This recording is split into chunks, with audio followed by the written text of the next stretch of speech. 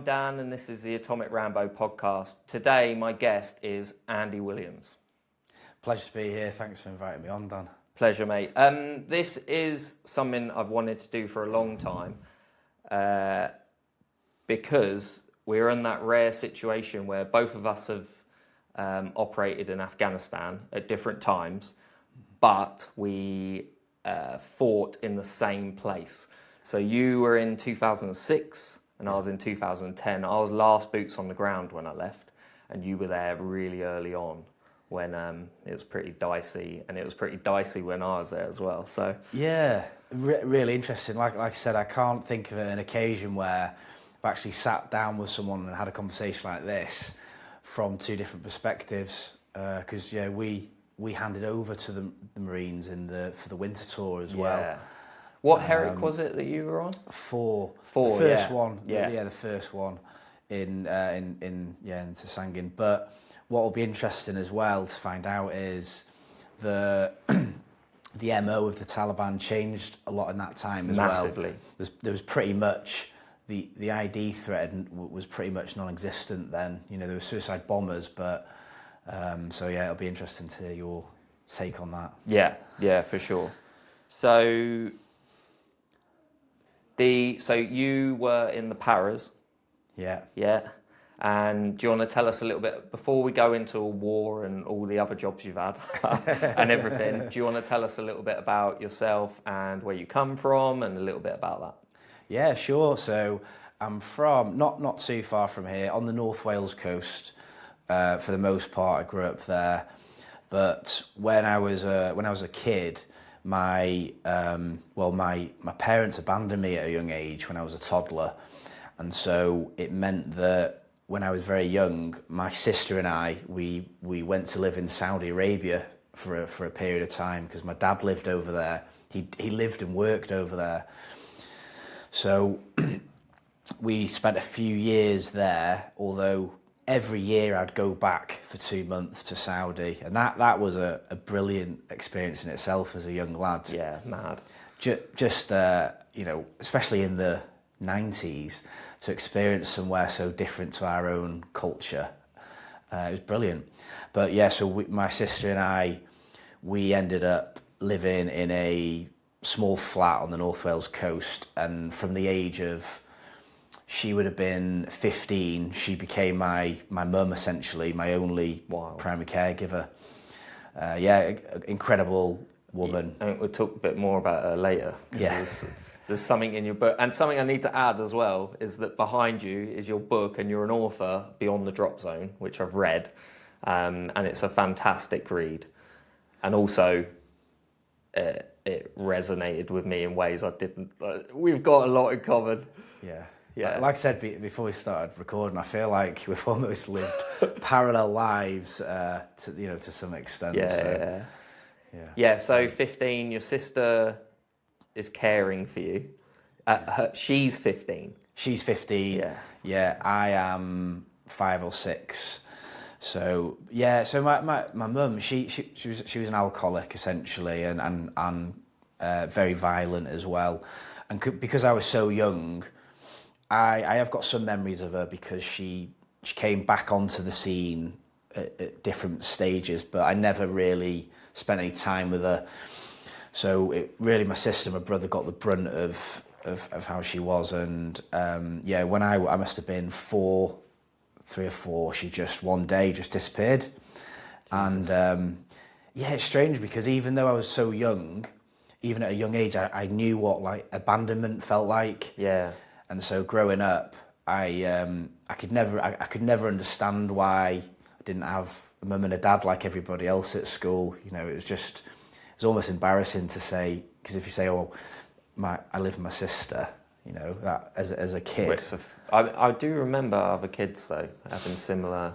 It's hard, isn't it?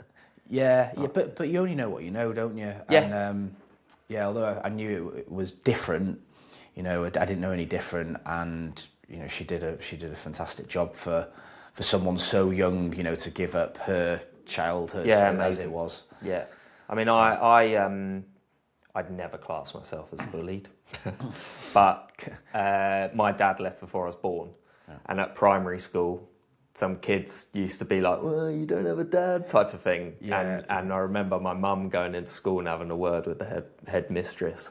And my mum's pretty hard. Pretty nervous. Yeah. Me being like, but yeah, it's a thing. Yeah. You know, and kids, especially then, I'd say now, like, families are, you know, split up and stuff a lot more often. Yeah, it's more of a common thing. But it did have a strange impact on me, because I don't know if it was some kind of like defensive mechanism, but it was a bit of a nightmare in terms of it made me quite cold, and I was very careful with who I trusted. Like I didn't really fit into any kind of friend group, but I had friends, and I think I was just sort of desperate to prove to my mum and everybody else to like make something of myself. Yeah. So, you know, I think I was destined to join the military from a young age, really. Yeah. And was your brother in the Marines? Yeah.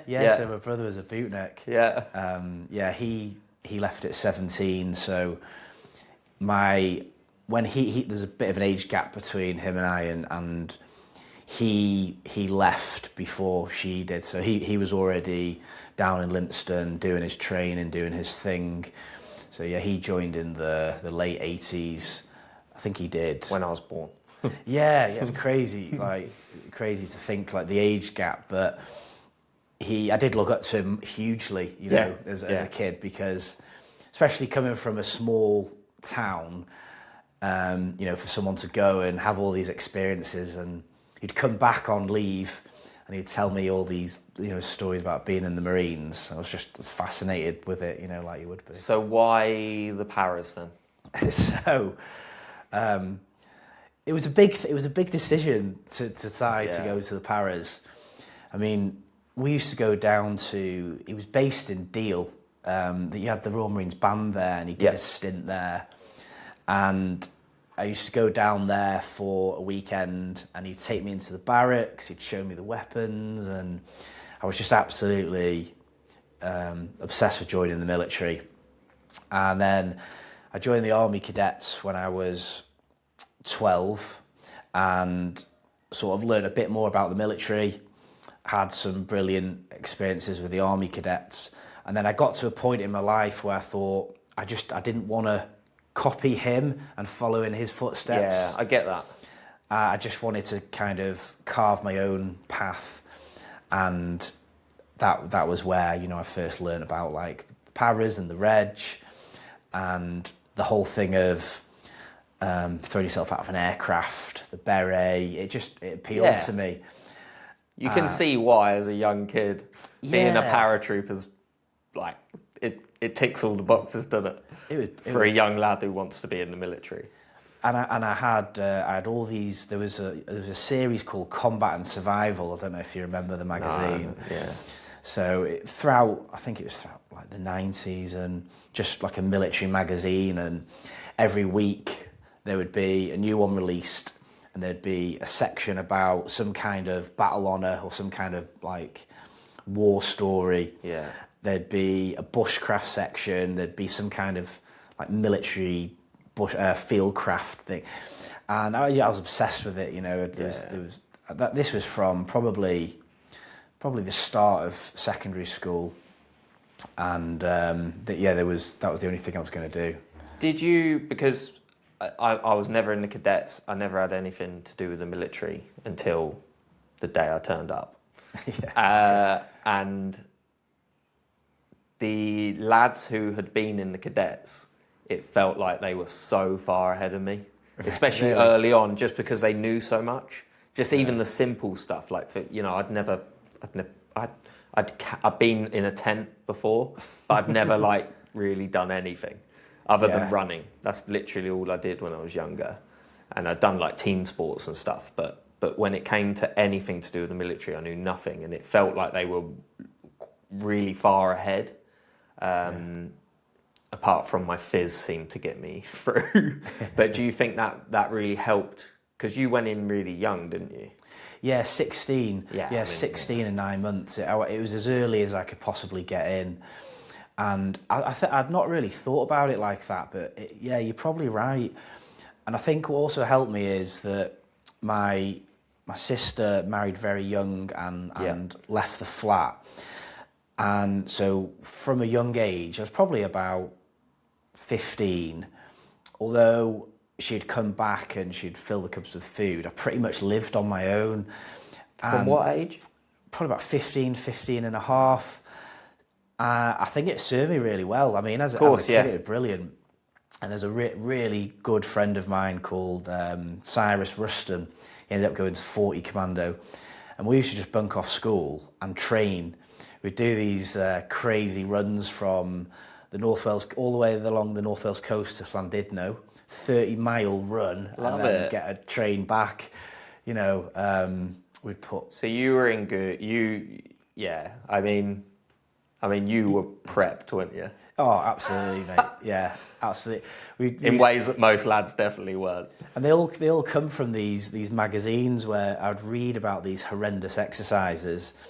So then I would think of a fitness event to go to complement it. So it might be dragging a telegraph pole on the beach on the sand, or putting some rocks in a bag and running up the mountain. And it probably weren't the most sensible way to train, but I think we bounced off each other really well. Did your brother try and steer you away from being in the military? Did he also love it? He did a short period, and there just wasn't... He didn't get the opportunity to deploy at that time. It was just that period of time. And he got out to get married, which I think was probably maybe a mistake at the time for him, and he'd agree with that. But no, he was dead keen on it. And when I made the decision to join the Paras, I actually wrote him a letter, and because I thought he was going to be dead disappointed in me, and he was fine. You know, he's absolutely fine about it, and I just explained my reasons. And yeah, he's probably my biggest supporter. You know, going through the depot. Also, if someone wants to do something at that age, they're gonna do it. Yeah, and you may as well be supportive, and at least guide them through in the best way possible. I think. Yeah. Like I don't promote people joining the military. You know, I'm not like join the military or anything like that. But if someone's fully committed and I can see it, like, and you know what it's like when you're a 16-year-old kid and you want to join the Paras, that kid's joining the Paras, regardless of what you say. But yeah, it's. I think you may as well be positive about it. So that's good. I'm pleased. I'm exactly the same as you. You know, so I'm going through it at the moment with my son, he's now 19, and I probably wouldn't steer him in the direction of doing the path that I did. There's nothing wrong with that, but I think that you don't necessarily have to be on the front line. And you know, in my opinion, modern warfare has changed to what it was when we were in. So, but when you're that age, you know best, don't you? And in a way, I want him to make his own decision. He has to make that decision himself. Agreed. Because the decision he makes, as we know, will change the course of his life. So whatever he decides, I'll be a huge supporter in it. If he turned around and said he wants to be in the Royal Marines, I'd be a huge supporter of that as well. Yeah, you can go and eat some crayons there. We're both great at it. Yeah, fair. That's good to hear. All right, so join the Paras at 16. Was that called junior? What was it called when you? At that time, they'd got rid of. They changed it. Yeah, so this was just after 9/11. So similar to yourself, you know, it was a great time to join in terms of operations. Yeah. I mean, so fortunate, even though it came at a cost, that we were able to join at a time where you got to do what you wanted to do, what you aspired to do as a soldier. So it was just Catterick up in North Yorkshire. The Army Careers Advisor, they tried to steer me in the direction of the Army Foundation College, which again, nothing against that, but I just wanted to wait a little bit longer and then go into Catterick for phase one. And it was all up there. Yeah. So Northern Ireland tours? Yeah, Northern Ireland, was my first tour. Like going through the depot, I felt like from living on my own, from the training, I was quite well equipped to be a soldier at a young age. And I found myself helping the older lads because I could already, maintain a house. I was fairly domesticated. I could use an iron. I was fit.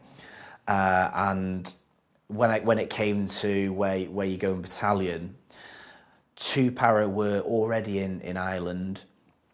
I initially wanted to go to 2 para because my PTI was 2 para. A guy, fortunately, he was killed in Afghan years later, but just someone I like an inspiration, someone you looked up to who was a good bloke. Yeah, disgustingly fit. Yeah, just like airborne through and through. Someone I really respected.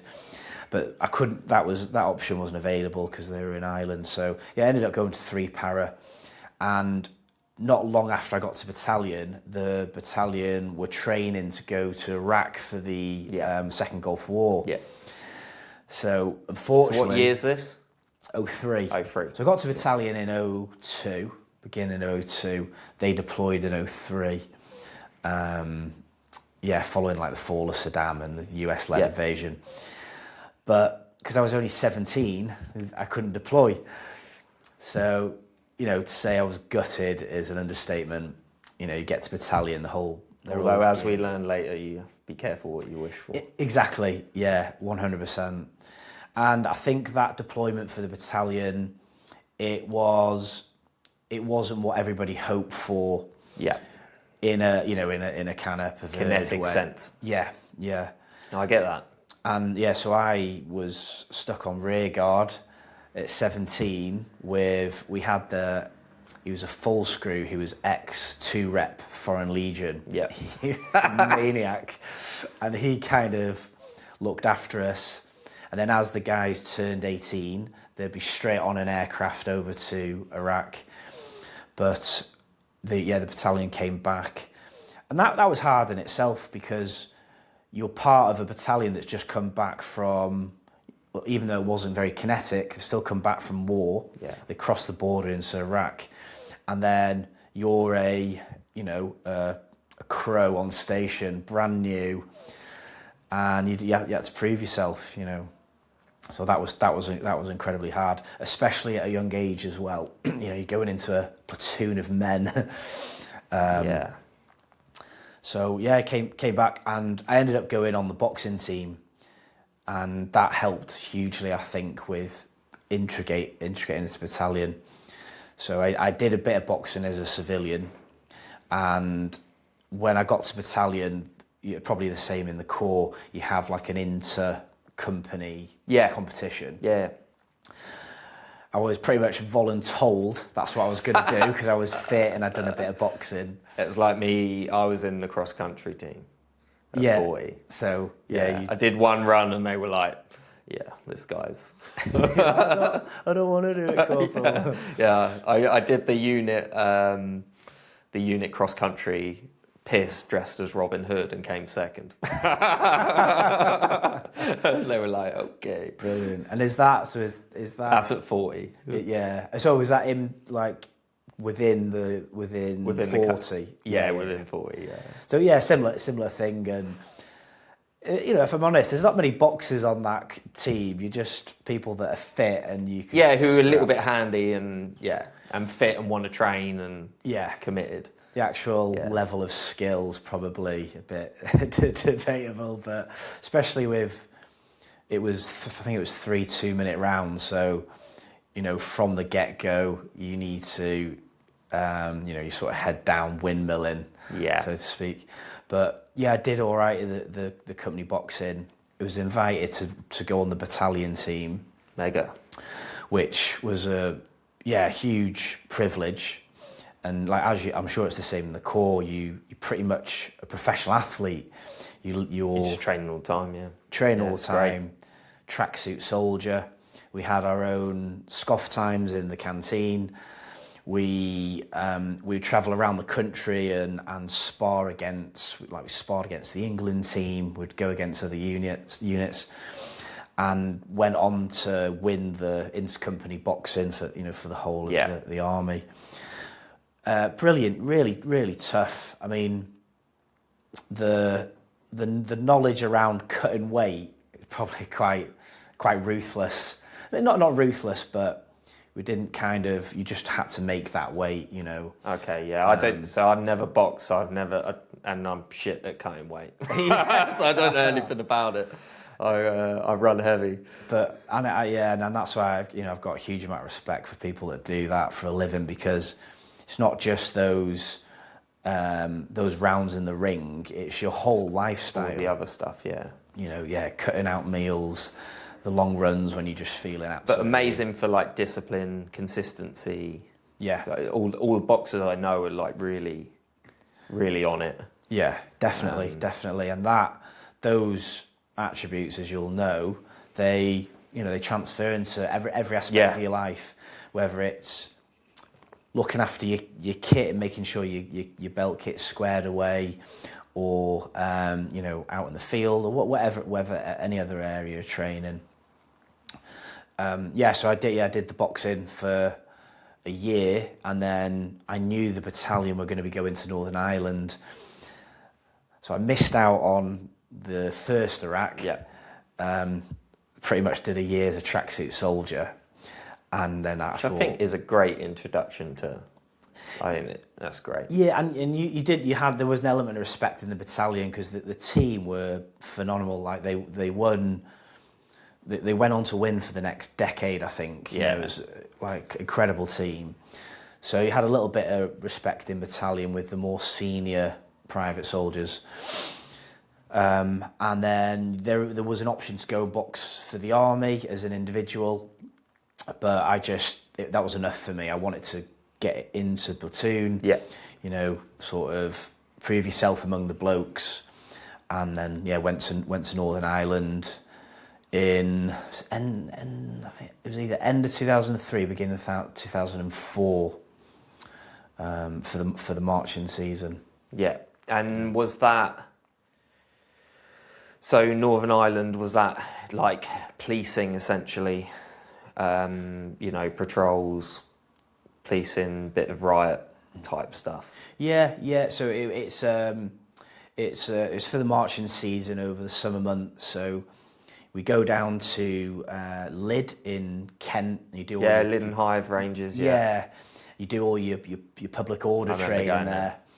And it's horrendous, especially when the weather's hot in all your riot gear. But it's brilliant training, brilliant training. Yeah, it's pretty invaluable, actually, isn't it, that type of stuff?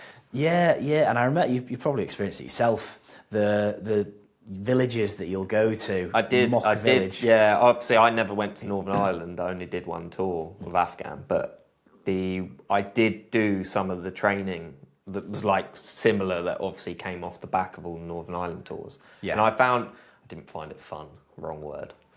It was just like good. I enjoyed it. Just quite carnage. Oh, absolutely, yeah. I think at the time you're hanging out, but then when you look back, you think that was actually a brilliant time. Yeah. In a mock village with shops and houses and people, and you run through these scenarios that you might get over in Northern Ireland. So I can't remember how long the beat-up training was, but we ended up deploying to West Belfast. It's for the marching season, so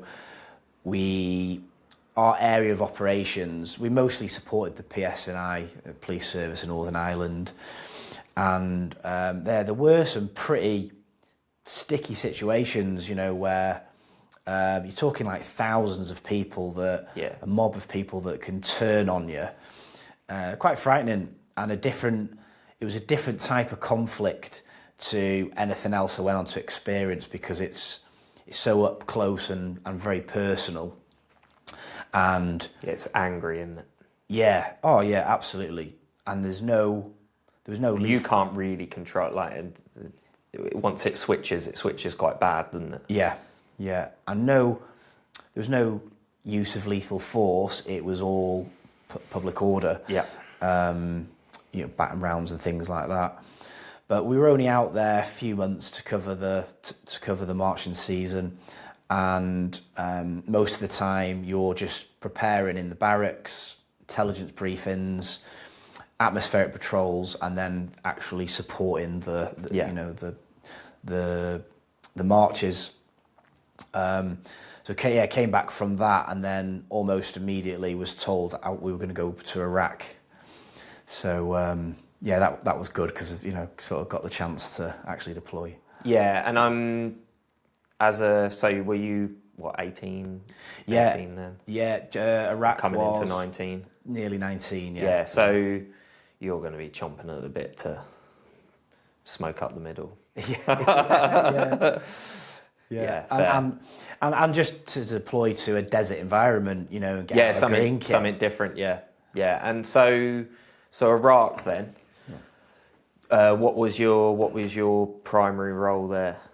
So we come back from Northern Ireland, and then the battalion run the CARDAs that they do every year or every couple of years, where if you want to specialise in a certain area, if you want to be a medic, a sniper, a signaller, and my boss at the time, he gave me the option to go to any platoon that I wanted, or at least try out for the CARDA. And for some reason, I don't know why, support company and the heavy machine guns appealed to me. Being on a 50 cal machine gun, I thought was a pretty cool thing to do. There was now a lot more use of it in a vehicle mount, using the vehicles. So went and did the heavy machine guns CARDA in, where did we go? I think it was down near Haverfordwest, southwest Wales, a couple of months, and then they take however many they can. So heavy weapons course, was that HMG? It wouldn't have been GMG then, was it? It was we actually GPMG-SF. Yeah, GPMG-SF. Which is a mega course, I think. Oh, brilliant! Yeah, GPMG-SF is a fantastic weapon. And I don't know the same in the Marines, but just support company as a whole. Fire support group, yeah. It's more senior guys. Lads that have got experience. You normally get the more experienced corporals in there and stripies, and I agree with that. Bit more lads dropping jabs and those type of lads. Because I think when I left, they ended up combining tanks and guns into just FSG mortars, but. It was great. A bit more relaxed. People had at the time longer hair, bigger sideys, which was the thing to do at the time. It's definitely a similar vibe in the Marines. Your standard address is a bit more relaxed, but good professional soldiers, big drinking culture. Yes, in battalion as a whole. But especially machine gun, especially support company. I'd say mortars in the Marines probably get that. What is it about mortars? It's exactly the same in the regiment. Yeah. I don't know what it is about. I don't know what it is with mortars, but they're all maniacs. Yeah, they're loose. If mortars, mortars is still a thing, obviously, in lads, but they're the guys with the mullets and tashes. Yeah. If they could. Yeah. I mean, with short denim shorts. There's footage, I don't know where it come from in Afghan, but all of a sudden the blokes were wearing no tops, just a plate carrier, a Mohican, and then just like boxer shorts and flip flops. Yeah, it's like war fighting. Yeah. That's mortars, lads. But so you were in just a rifle company initially. Rifle company, yeah, and then went over to the guns. And then was attached to a rifle company for an Iraq deployment, which was to the south of Iraq, to Basra. And I later went back there as a civilian and spent, many years of my life in that area. But I went back to Iraq. It wasn't very kinetic, that tour. There was a significant risk of IDs. There was a lot more going on north of Basra. especially in Fallujah, Ramadi, you know, in the top with the US and SF guys. But a brilliant deployment. I mean, we were in I forget the name of the camp now. An old airport, old Basra airport. I mean, you had like Burger King, and it was fantastic. But as a gun team, we would go out on the ground in the WMICs with the guns mounted, and we'd spend days in the desert, you know, just completely self-reliant, no one to answer to, and we would carry out these atmospheric patrols over 2, 3, 4 days, just living in the desert. For the basis of people that don't know, a WMIC's a Land Rover, right? Armoured Land Rover. Yeah. Essentially a stripped down Land Rover that has guns mounted on it. So you're quite light and fast, really, but with good firepower. Brilliant firepower. 50 cal on a turret. Just not so good if you hit a mine. Yeah, that's the thing. So manoeuvrability, firepower, awesome, but you know, little to no armor protection. And they roll easily, as you'll know. You know, with the top weight.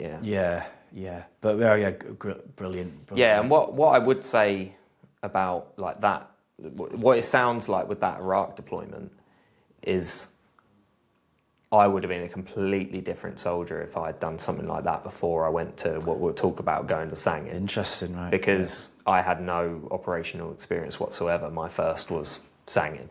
And I think just that knowledge and just working together with people with live rounds, like just actually going through stuff and it not being that kinetic, okay, fair enough.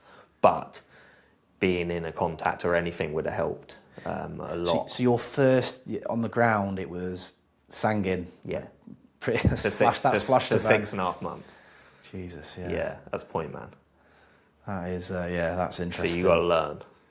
Yeah, quickly. Yeah.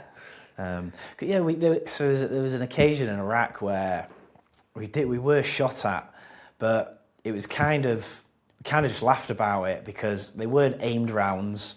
Yeah, just. Some of them. And it was just a burst of fire, and it come from across the border in Iran. We were liaising with a police commander, and this was a regular thing that happened, you know, sporadic rounds of fire across the border. Yeah. And it wasn't accurate fire, but it was still in the general direction, and it was enough to sort of... Was it like crack, crack, crack? Yeah. I'm talking a few rounds, but... No, I get it, yeah. But then you've got like, you know... But that's what I mean, but you're still getting that experience, and I think that is invaluable, which probably helped with what you then went to do, because, it got a little bit hairier after that, didn't it? Yeah, definitely did. And so we had 4 WMICs that... made ready, you know, 50 cal machine guns ready to kind of unleash hell. And you can do a lot. You can do a lot with 50s, like suppressing fires, unreal. Like you're getting your head down, aren't you? And you've got, you know, you think you've got these young paratroopers that, you know, you desperately want to get into a contact, and like you said, you've got to be extremely careful what you wish for, but you do, 18, 19, you don't really realise that, do you? No, and I didn't, you know, I knew going into Sangin that we were going there with a very high IED threat, and to maybe get in the odd contact, but it ended up just being both, like heavy. So that's but at the same time, that's what I was there for. Yeah. You know, I'd be lying if I said I didn't join up to go and scrap.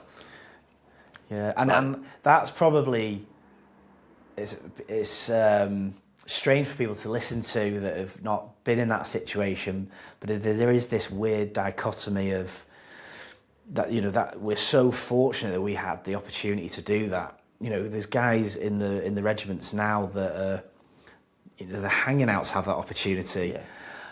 I don't know how you feel about this, but and we'll probably go into it. But as a result of that, if I had the option, it probably wasn't worth it for me. I wouldn't change it, but if I'd have known then what I know now, it was the consequences of it were quite heavy. Were heavy, yeah. The consequences of it were heavy.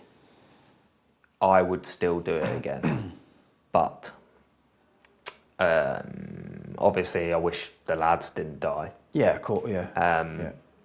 But I wouldn't change it just because who I became out the back of it. I learned a lot. But I mean, there's so much when it comes to that conflict, like Afghan as well. There's so much that you're just like, well, what the fuck were we doing?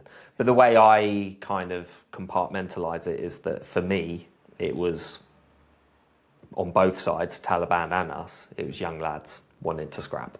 Yeah. Like, regardless of whatever way you look at it, the camaraderie, you're doing it for your mates. I've never been... I love my country, but I'm not going to pretend I was doing it, for that, because the day you set your foot off the CH-47, you step your foot into Afghan, the first thing you think is, well, this ain't saving anything at home, is it? Yeah. Like, and I'm sorry, but I agree. People are lying if they say that was doing something that was saving the country or protecting it, because it just wasn't. Yeah, like you said then. For me, it was about my person to my left, person to my right, the person in my immediate team. Exactly. That's all that mattered to me. Yeah. So how long did Iraq go on for then? I think we were there for 4 or 5 months. It was a slightly shorter deployment. Yep. Came back from that, and So that's 2003. 2000. That Iraq was 2005. Oh, okay. Yeah. Yeah, so Ireland must have been 4, 5.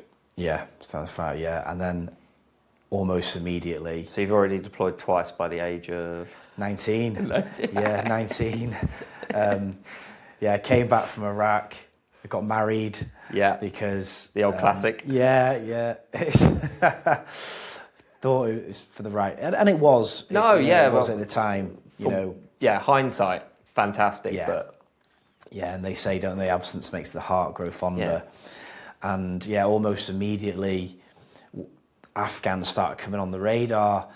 And probably similar to Iraq and Ireland, at 18, 19, my knowledge of geopolitics and the wider, broader scope of what was going on in the world, it was non-existent. Yeah, as if you can form an opinion on that by being in the reg anyway. Yeah, exactly. Like, you're going one way only. Yeah. And you're also, your briefings and everything are directed towards you being an effective warfighter, not fucking knowing the ins and outs of the politics and what's really going on. It was crazy. So when I mean, I'm jumping the gun a little bit, but I came back, and as we'll go into it, I wasn't right. And I didn't know it at the time, but my brother introduced me to an ex-undercover cop. And this guy, he was taken hostage in Bosnia, this guy. He's a phenomenal story. I'd love to speak to him now. And he was... My brother wanted him to kind of check that I was okay. Yeah. And one of the first things he said to me was, do you know why you were there? Do you know why you were in Sangin doing what you did? And I was 20, 21 at the time. I was like, no. Couldn't tell you. Yeah. I know we have the mission brief, hearts and minds. Yeah, supporting the Afghan police, the stabilisation of the country and everything. But, really, that specifically what we were doing, the wider thing of it, I didn't know, if I'm honest. I know now, but, I didn't know at the time. Yeah, was coin a thing when you were there? Don't think so. Counterinsurgency. There was counterinsurgency. I know you were doing that. It's just obviously they bought out like a this is what we're doing type of thing. Yeah, not as much. I mean, there were courageous restraint we had at the beginning. Yeah, no, that does the phrase doesn't. Yeah, but this is where we'll talk about the differences in what you were doing and what I was doing in the same area and how it evolved over time. Yeah, we didn't even have the phrase positively identifying a target. That wasn't PID, even a thing. yeah. Because it was I forget the name of the rules of engagement. Card they Alpha. changed it. Yeah. And it was essentially war fighting, Yeah, card. So that's what we went out as. I could be wrong on this because memory's a little bit hazy, but we had little cards, and it had Card Alpha written on it, and then you need to positively identify a target. Things like they were the rules of engagement, and then we moved into war fighting later on as it got worse and worse, and it became apparent that there was no point having courageous restraint because then you're getting fucking killed. So ours adapted over time, but it definitely caused some issues early on. We should have been shooting earlier in some circumstances. Yeah, but we're worried. That's tough. Yeah, that's tough. Yeah, because we'll get onto that, but it's that's interesting because I think a lot changed. So you were in Afghan 2006, right? Yeah. So we deployed. It was the Easter of 2006. So it was the first one into Helmand province. So a lot of the district centres, Muskala, Nowzad, Sangin, the blokes would go in there and taking that compound for the first time, and fortifying it. Yeah. But yeah, like I said, from my experiences anyway, other than Kajaki, heavily mined, it was very much conventional warfare, small arms, rockets, mortars, everything that you joined for really, and I think it would have been incredibly more challenging to have that IED risk as well as the kinetic side of it. I know the battalion they ended up going back in, I think it was 08 and 2010, I think, and it changed again, but yeah, it was a unique period of time. Yeah, so you deployed there, and your job again was what I would call fire support, FSG, support group, heavy weapons. So we had a number of several district centres that were strategically located, as you all know, around the Helmand River, throughout Helmand, and a lot of them were former police buildings, governors' compounds, and we would occupy them as a gun team. So in the example of Sangin, as you well know, there was a flat mud roof, and we would man the guns on there, 24/7.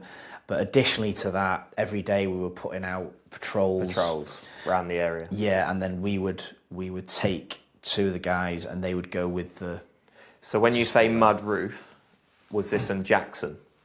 Yes. Yeah. So you were in the main DC. Jackson, which is just off of the main Sangin Bazaar. Yes. Yeah, just next to it, and then you got the river around the back. That's it. Yeah, where you'd wash the fast-flowing river. Yeah, that one. Yeah, where they lost kids down the tunnel. Yeah, crazy. Like you used to go in. It's to hold a length of rope so that you didn't get washed down the river. Yeah. So we occupied that. There was a team of, I think there was 8 of us, and we were either on the guns, had like 2 or 3 50 cal positions, GPMG positions on the first level, and then on the roof, and then every day we'd go out and support the rifle company doing various patrols, like counterinsurgency ops to get high value targets in some cases. But yeah, that was similar to you. That was my first deployment onto the ground, so to speak. Yeah. So what was your first contact like then? So where did you do beat up training for it then? Because we went to Oman. In UK. Oh, in the UK, right? Yeah, obviously it's just exactly the same as Helmand, so wow. Yeah. I honestly, my first day on patrol, I was fucking dangling. Like, I was in a bad way. Yeah, almost to the point of like, this isn't even workable. Like, we were heavy as anything. And I'm like metal detecting. And I was going down. And it turns out I'm not that good in the heat. I adapted. It didn't take, I always adapt. It just takes a bit of time. But that first patrol, my brain was cooking. It's hard to explain just how challenging it is. You have a hot day in the UK and you think, this is horrendous, but then it's the added, your plate carrier, the sheer amount of weight you're carrying in ammunition, your helmet, so you're not, it's just sweltering, and then that's before the physical exertion side of it. Did you have a period of time of acclimatising in Bastion? No. Before you just straight out on the ground? We were straight out, we had, so we got, the problem was the rifles were hanging out. Right, yeah. They'd lost a lot of guys. We were taken over from the rifles. So we went there and then we went on like patrols with them, small patrols, because they weren't that far out because they'd just been beaten back to Jackson, basically. So we were going out on small, like familiarisation patrols with them. And I fucking remember meeting them for the first time, just looking at them and being like, oh dear. I remember seeing their eyes. I remember I remember that rifles tour. They had yeah, mate, they got absolutely battered. It was 30 odd lads they lost in that area. So you relieved them from Sangin, yeah? Yeah, and then our first proper patrol, we went straight out. So if you're on the roof, I'm pretty sure it's south. Do you know where Piley was? Down the river towards the green zone where it's like really green. Yeah, down there. We went straight out down there. Right, yeah. And just went on a big old patrol. One of the lads got a couple of confirms of GPMG and we're scrapping immediately. And we're like, holy fuck. This is a little bit more kinetic. And that was like day one, the first patrol the lads went on. Yeah, I know where you mean. Did you use the term wombat wood? No. I think it was in that direction through the cornfields. Yeah. Where the Chinese rockets would come from. Yeah, and you've got the series of tree lines. Yeah. Yeah, and I spent a load of time cutting those tree lines down under fire so that you guys, a fire support group, had better arcs. Yeah. And could actually, because they were just coming up all the ditches, lines all the time, like you said, mortars. Accurate sniper fire. We had a Black Hawk go down that was hit. It's wild. Because when you actually leave the compound, there's hardly any hard cover, is there, for a period of time? Until you get to the into the bazaar, or if you go the other way, there's nothing. Yeah. So you're just out in the open. So the day I arrived, a section went out into the bazaar and were contacted, and I was on the gun on the roof, and in the initial contact, one of the blokes from A Company was shot through his femur and another guy was shot through his shoulder, and this was the start of what was 50 days there. That was actually quite minor into what was to come, but that was my first experience of, someone getting shot through the femur and the shoulder. And I was just it's the minor thing. Yeah, and probably saying similar to yourself, you're just like, what? But some of the gun lads had been there previously for a short stint. Yeah. So I kind of knew what was going into, but not to the scale that what it went into. Yeah. And I think what helped me massively is I kept a contact chart on a bit of a ration box. I've still got it now. Yeah. And throughout the period we were there was only a handful of days where there was no form of contact. Every day, sometimes it was several hours, sometimes it was multiple times in the day. And it was hard to distinguish between incidents because it all just kind of blurred into one. Yeah. So fortunately for me, especially when it comes to writing the book, I had a time and date stamped of the incidents, what rounds were fired, what casualties were sustained, how many confirmed kills of the Taliban there were. So yeah, that helped. I think that helped as well in processing the events as well, because you could go back into each. It's a good idea. I've got little diaries that are a little bit different. Yeah. Do you journal now? Do you? Yeah. And with my clients doing the work I do now, I get people to journal, especially the guys, because if they don't want to talk about their emotions, sometimes they might write them down. It's a good start to get people to start processing things. Yeah. But I had the little Write in the Rain books. Oh, right. I don't know, that big. And I was jotting things down, and I've looked back at them, not recently, it's probably 6 months ago. And the beginning I've got really good, and then it's just short entries so and so was lost. It just ends up being a right shit show, and I can't physically write much about it. Yeah. Which kind of makes sense now that I then suffered with it after.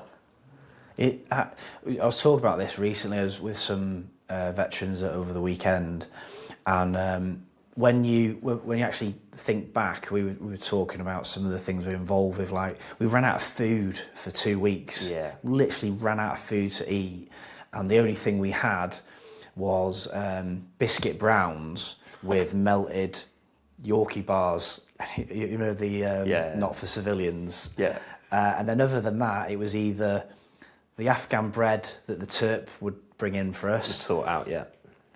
Or did you have Zamzam? Does that ring a bell? It's like an Afghan Fanta that is. Yeah. It's like the consistency. I know of what you mean. Syrup. Yeah. And just obviously high sugar, but we were a bit more set up when we were there. There was more at Jackson. I wasn't at Jackson for that long. I was in the small patrol bases mainly, patrolling from there. But they had supplies coming in. You could get drinks and things like that. They had a little tuck shop and stuff. Good, so I think it was a bit more set up by the time I went there, compared to when you were there, which was. I've seen pictures and I've seen videos of when you were there, and it just looks a bit more wild. Yeah, I mean, there's no wonder, what happened when I came back, because I just think for yourself as well, to live in that high state of arousal for a sustained period of time, physiologically, that is going to change things in your brain. 100%. Because it's just not normal. You can go out on an op, and it can be very kinetic, but for that sustained period of time, I generally didn't think I was going to leave that place. I considered all sorts. I considered putting a pistol and shooting my ear off at one point to get myself out. I know it wasn't us, the Americans. There were definitely guys NDing on themselves. Oh, really? Yeah, people shooting themselves in the foot, people doing all kind. And can you blame them? Yeah. We were going out on patrol and getting casualties all the time. It's and it was even worse. The Americans, we'd watch them go out on patrol. I'd be there in the briefings because I was a point man, and I had a big map with dots where I knew where all the devices were, which we hadn't done anything with because you couldn't get anyone there because they'd get shot at or killed. Yeah, I'd go in on there. They'd ask for a little bit of intelligence, and then I'd watch them go out, and they'd just extended line and just go, and it'd be and you're they'd stack up on a fucking compound that we said there was IEDs on, and then get multiple casualties because they're going through the door, and then it would set off a daisy chain of IEDs, and you're no wonder lads did not want to go out on patrol. Yeah, horrendous. And then apparently after we left, it got even worse. The USMC took over, yeah. For the US lads, yeah. Yeah, to the point of they basically had to steamroll the old place, and then they just ditched. Because we were only supposed to be there for a few weeks, and just because we were so short on the ground, like I say, we ended up staying there for 50 days, and psychologically, that was tough because, we'd be told, right, 48 hours. There's a Chinook coming in, you're going to be relieved in place. And then the night before, it was sorry, lads, you're here for another 2 weeks. But imagine Sangin without fire support. fire support and air. Yeah. I don't think we'd have held it. There was a period where we had a bad batch of 50 cal ammo, and after every round you had a stoppage, which is obviously not ideal in a contact. Yeah. So we got to a point where we were down to the last couple of boxes of ammo, which, as you know, in a firefight will go in a matter of minutes. And then we managed to get I think it was Estonian ammo, but it was enough. It was enough that we were kind of like, if it goes off tonight, like it has done every other day, there's a good chance we're going to run out of ammo here. And there's only one occasion out on the ground where we were told to fix bayonets. Yeah. And that was, a day that will always forever stay with me, because a good friend of mine who was shot through the neck, and we were surrounded by the Taliban. We could hear them talking over the mud walls, and so it was kind of like an atmospheric patrol. We went out of B Company. From the moment we left the compound gates, we were in contact in the open ground, and that went on for the next 14 hours. It was wild. I mean, there were RPG rounds being fired down the alleyway, just where a Taliban fighter would rush out into an alleyway, and pop one off. Rounds ricocheting everywhere. It ended up in a friend of mine. He was shot through the neck, and then at that point we fixed bayonets, and because of the intensity of the fighting, the platoon was split. And we kind of, at one point we wanted to lob grenades over the walls, but we couldn't because we didn't know where it was. And there was a distinct moment where I remember looking into this irrigation ditch, and there was an interpreter lying there, and I thought he was dead because he was just lying there motionless. And it was only when I looked closely I could see he was crying, and he'd pissed himself. I was just like, what is going on? And then given the order to fix bayonets, and we essentially pushed the Taliban all the way back to the Helmand River north. Yeah. They had nowhere else to go, so they were pretty much fighting for their lives. It was incredibly intense. And then a few hours later, I was back on stag. Did your mate die? He survived, and this was something that stuck with me for a long time, and I've sort of kind of worked my way through it now, but we're in a situation where we were it was a half mud wall, and we'd been ambushed from one side. So we went up onto this flat roof just to try and identify a firing position. He was shot through the neck, then it came out of his neck, ricocheted and went into his chest cavity. Yeah, bloody hell. So Stu, a good friend, he was my gun team partner. We went up and we had this impossible situation where, do we keep him where he is and put rounds down? But we thought he was dead, or he was dying. It was very so we had to get him off that roof. So we did the best we did. We did the best we could in a horrendous situation, and kind of I left all of my trauma bandages, everything I had, and then me, Stu, and a few others went back onto the roof to put down fire support so that this guy could be evacuated. Crazy scenario. So on the way in to get him evacuated, quad bike came in with a trailer. That quad bike was hit with an RPG that didn't detonate. Mate. The quad bike rolled.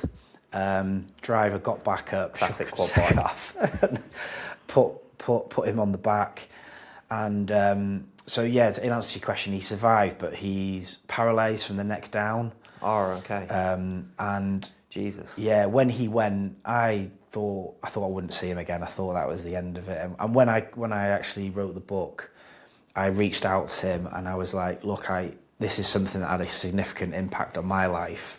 I want to write about it, but I want your blessing because it's quite personal. Yeah, fair, yeah. And he was fine with it. Yeah. He was fine with it. So yeah, he was kind of quite like reg about it. He was like, yeah, as long as you make it sound good and send me a copy of the book. Yeah, make sure it's Ali. Dark humour. That's it. Yeah, that's it. And then one of my things that really sort of haunted me afterwards was my hand and my sleeve were saturated in his blood, and for years later, if I drew any blood, if I was biting my nails and I drew a bit of blood, the sight and the feel and the smell of that Send you back. it take me right back there. Yeah. And it's extraordinary how trauma can have that effect on you. Yeah, mine's the dust. Yeah. So if it's a summer day and it's dusty, and I get that, that weird dusty smell that it just like sets me off. And like the that. heat and and fields with tree lines at the back. So I used to, when I was a tree surgeon, I climbed trees. This is in the early days, like after. I'd be climbing a tree, and then if there was like a field of a tree line at the back, all of a sudden I'd just be like staring at it, and next minute I'm back out the back of Jackson, scrapping. Yeah. And it's just crazy, the triggers, isn't it? Crazy, crazy. Especially, yes, like you said, smells and so it took me a long time to work through that, and like I say, we did the best we could in a horrendous situation. I mean, it sounds like he's really lucky. Yeah, I mean, lucky and yeah.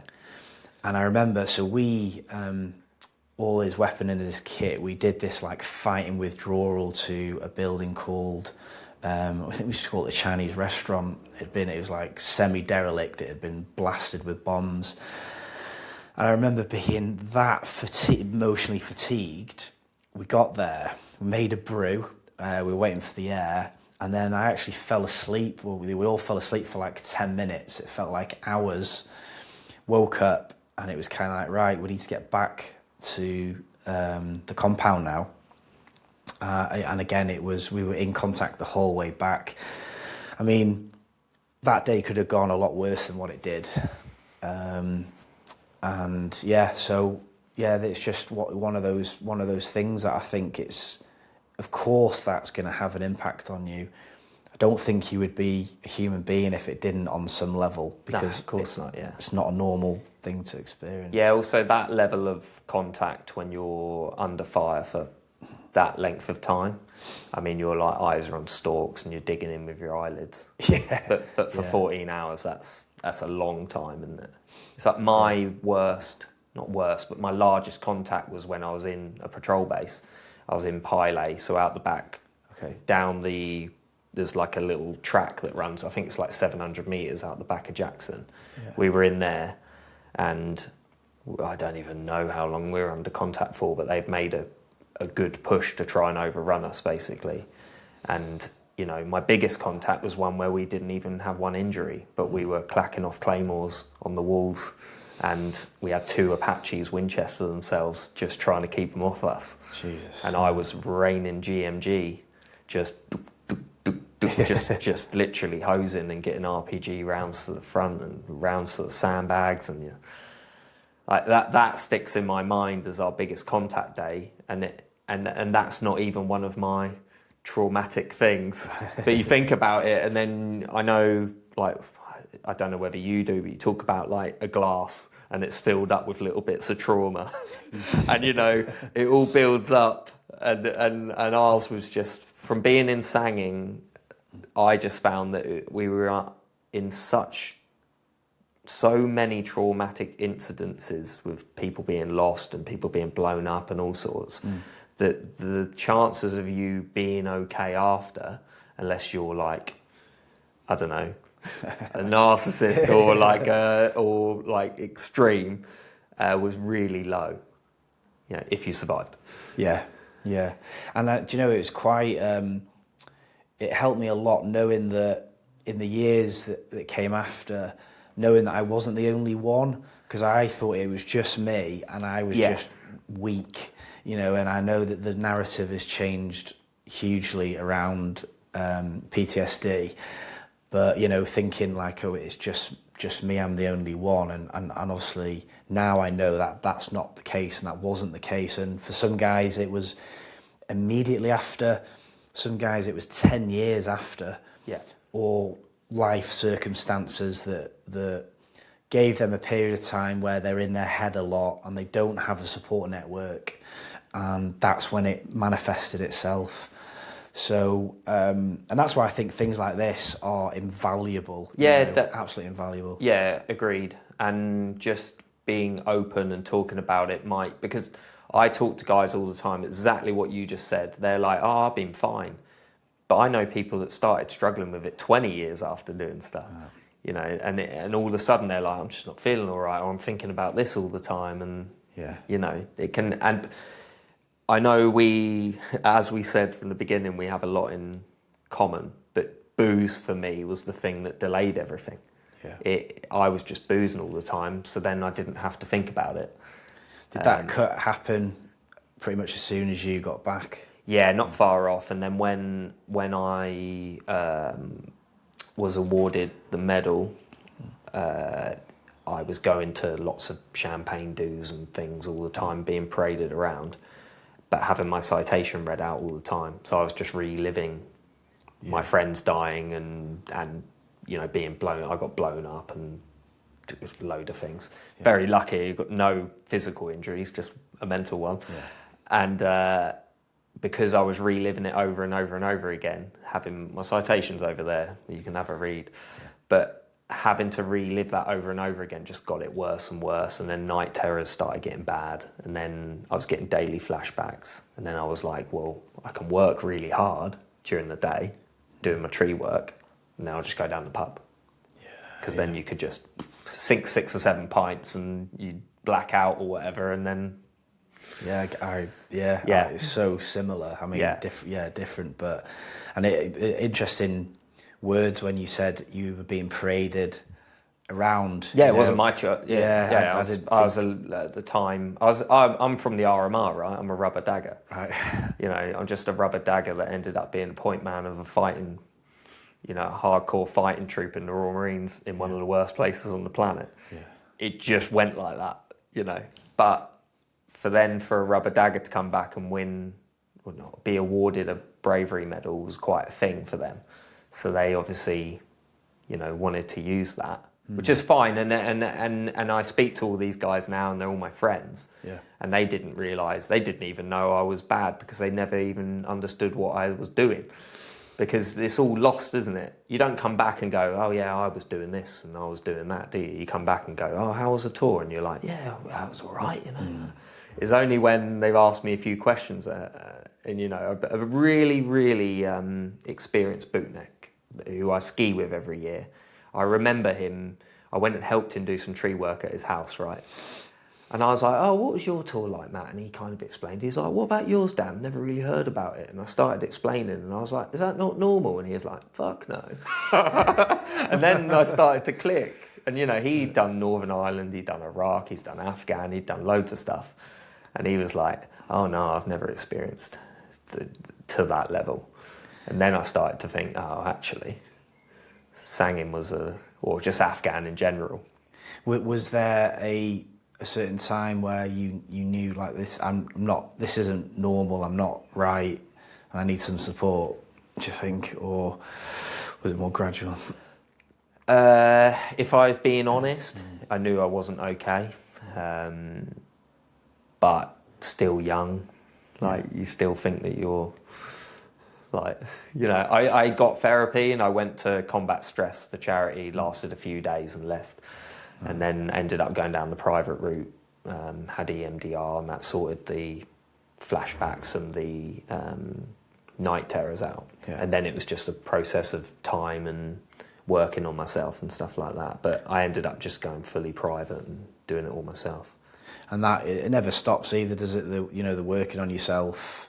No, but I would say, you know, I'm training in EMDR at the moment to help people, because I think with my experience and being a trained therapist, and it would be quite a good tool to help people really well. Yeah. And I call it post-traumatic growth now. Like I've done so many things because of what I went through that I see it as, apart from the losses of the lads, like I was explaining earlier, I wouldn't take any of it back, because I'm glad that I went through it, and it's made me the resilient person that's here today. Yeah.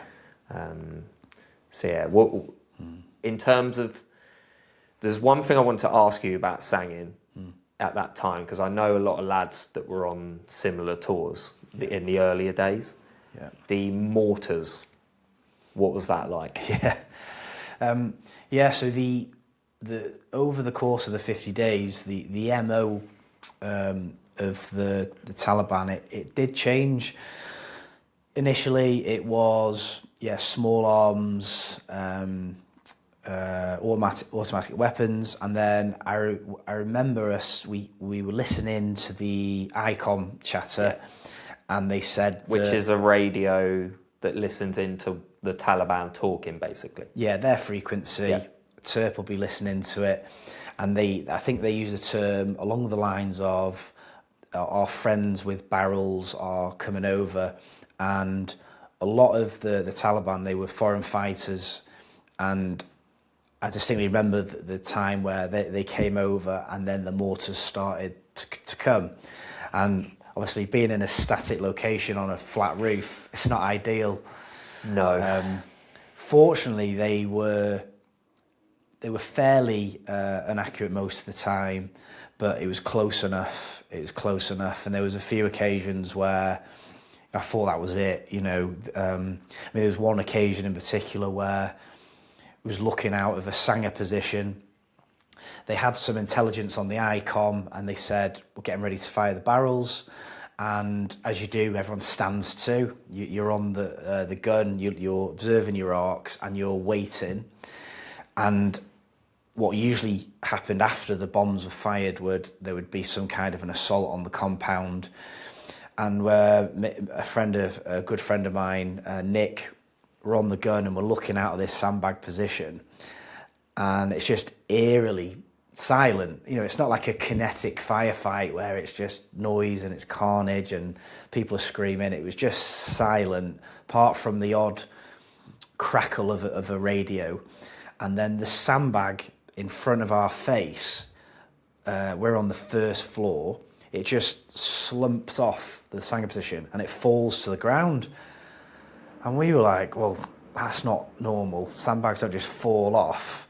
And so we put our head through the Sanger position, and there was an intact 82mm mortar bomb smoking on the ground, and it had been dropped. It hit the sandbag in front of our face and fallen.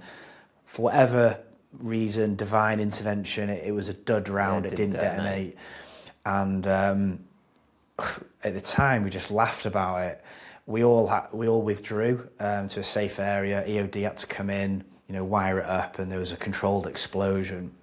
And I was actually able to get hold of the fin of the mortar, and my plan was to put it on a bracket and frame it, but to get taken off you. Yeah, when it came back, I had exactly the same was thing. gutted. I was absolutely gutted. I had shot glasses with my old 40 Mike. Oh yeah, because I had a UGL. Yeah, underslung grenade launcher, and I had the cases like for shot glasses for drinking, and they got taken off me on the way back through by the RAF. But then I don't know, would it have been a healthy reminder or not? But yeah, I had a Claymore bag for a wash bag as well for a long time, and someone stole that off me as well.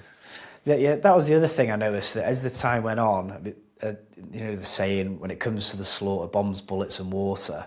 When we first got there, everyone's got all their like alley tailored webbing and boots, and then by the end, we were feral. Claymore bag was just had bombs and bullets grab bag in it with grenades and you firing a jimpy with flip flops on, no top on. I think we were all losing the plot to some degree, and it just got very, very primal. you know, and everyone loses like an incredible amount of weight. I mean, I look at some of the pictures, you look skinny, ill. After one of my races. Pretty much.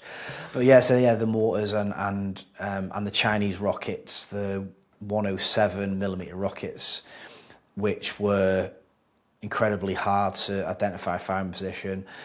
Our mortars were quite good at identifying firing positions from the mortars. Yeah, but good.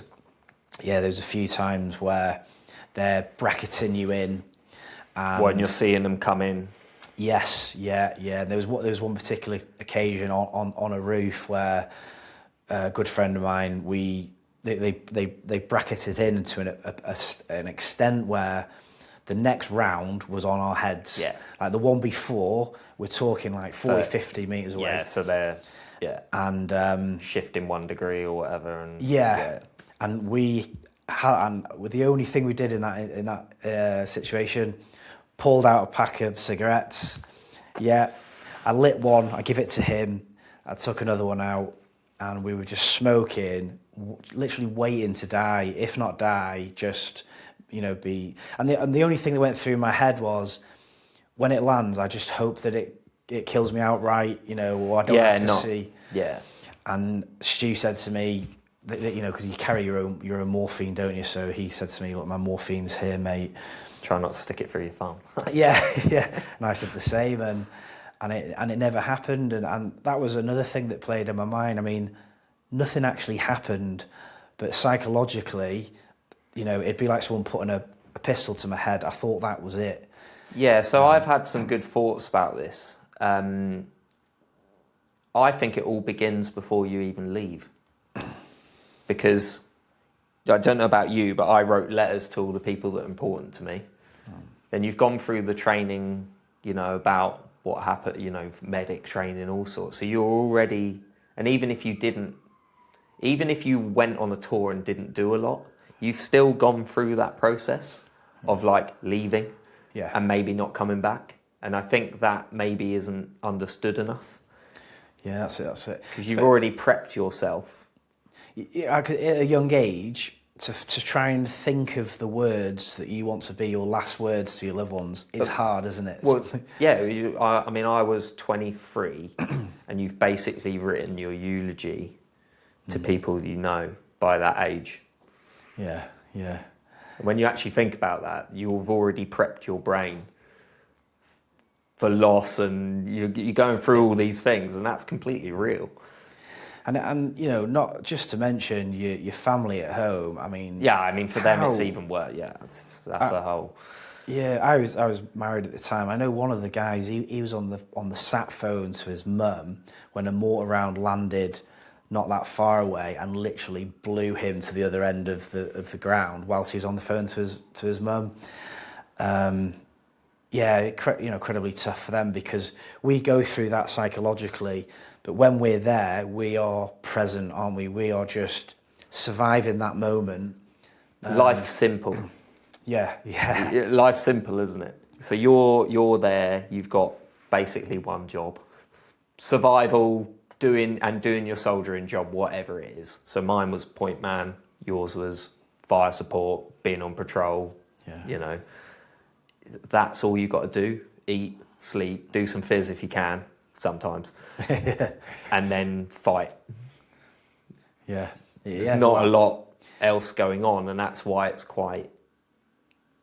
I can see why guys went back over and over and over again, because life is a lot more simple there than it is when you come home and you've got all manner of shit to deal with. Bills, life, the car breaking down. Life, and you can just put it to the side and just focus on that.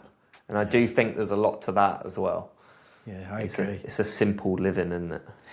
And as traumatizing it is, that feeling, that feeling of adrenaline, being in contact, there's something addictive about that, because you'll never feel so alive as what you do in those moments. You may not feel like it at the time, but I remember just being in contact, almost having like everything slows down. You'd experienced auditory exclusion, so you can only hear certain things. I mean, the brain, it is literally remarkable what it does in those scenarios. You know, short contacts feel like hours. Like I say, everything slows down, narrow point of vision. It happened to me. I stepped over a bomb, but because I was so zoned in and in flow, everything slowed down. My brain's like recognizing it and is like screaming at me to stop. And I literally looked down and I'm like an inch off a pressure plate. And it is because of that heightened adrenaline, and I was going into a really hot area. Lads had been killed, blown up, all sorts, and we were going to be dragging them out.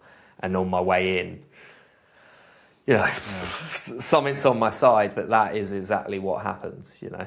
Like, you're literally, everything's slowed down, you're hyper aware, you're just trying not to fuck up. Either yourself or your mates. And one thing I found interesting about what you said, which I kind of forgotten about, was that feeling of, I'm not going to get out of here. Because that is the feeling. All the lads I knew, we were all like, fucking, we ain't getting out of this. Yeah.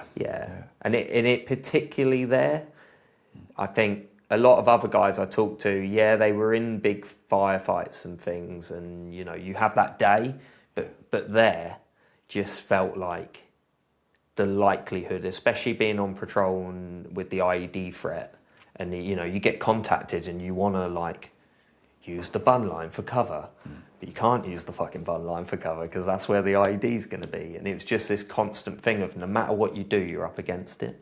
And I don't know how you felt, but in a weird way, after so much time there, I almost became okay with it. I was kind of like at peace prepared with it. Yeah, 100%. It's like, you know, if it happens, it happens, and I'm okay with that. But, you know, just to have that, to go through that in your mind is not normal. You know, no. You're accepting that you're going to be killed or badly injured. Yeah, and you start playing crazy games, like number games, like, oh, well, he died, so the percentage of me now dying is this, and you're like, fucking hell. And that's how your brain starts working, because you're basically playing roulette every day. It's wild. Wild times, mate. So the main differences then of you being in Sangin and me being in Sangin was the IED threat then, I guess. Yeah. Or the heightened IED threat. Because I got blown up about 50 metres outside of Jackson. That's how close they were getting bombs in. I guess that after a period of time, they must have just realised that we can't beat them in a kinetic fight. No, you can't scrap, yeah. I mean, they give it a good try go. And scrap, yeah, but they would ambush us. The worst scraps were they would ambush us when we got casualties. Mm-hmm. So then they would, you know, come from both sides and try and flank us and all sorts of stuff. Yeah. But I talk to people about this all the time. I'd do exactly the same if I was them. Yeah, of course you would. They were not. They were well organised. They were a determined enemy, and they didn't have the might of the coalition forces behind them. They didn't have fast air, but they still, put up a fight. Yeah, and accurate, accurate fire, everything. They had CASEVAC routes. They had everything. And they knew our SOPs, right? Like, they knew that if we took a casualty, what we were going to do. This podcast is brought to you by Atomic Rambo Coaching. If today's conversation has got you thinking, if something we have talked about has made you wonder whether you could be doing better, pay attention to that feeling. Dan established Atomic Rambo to support people, both men and women, who are struggling with some aspect of their lives, whether it's substances, fixed mindsets, or perhaps achieving ambitious goals. Dan can help. Check out atomicrambo.com or take the free ARC assessment via the link in the description to see where you're at. Dan responds personally and will work with you directly throughout. So if you or someone you know is aware that life could be better, please reach out. Say about Sangin or your tour in Afghan. So we came back from Sangin and almost immediately went to Kajaki. Yes, which I know a lot of lads who were there on Herrick 7. And yeah, and so for us, Kajaki, especially in September, quite a significant event happened where Mark Wright was killed. Two of the lads lost legs, and it was quite a significant incident.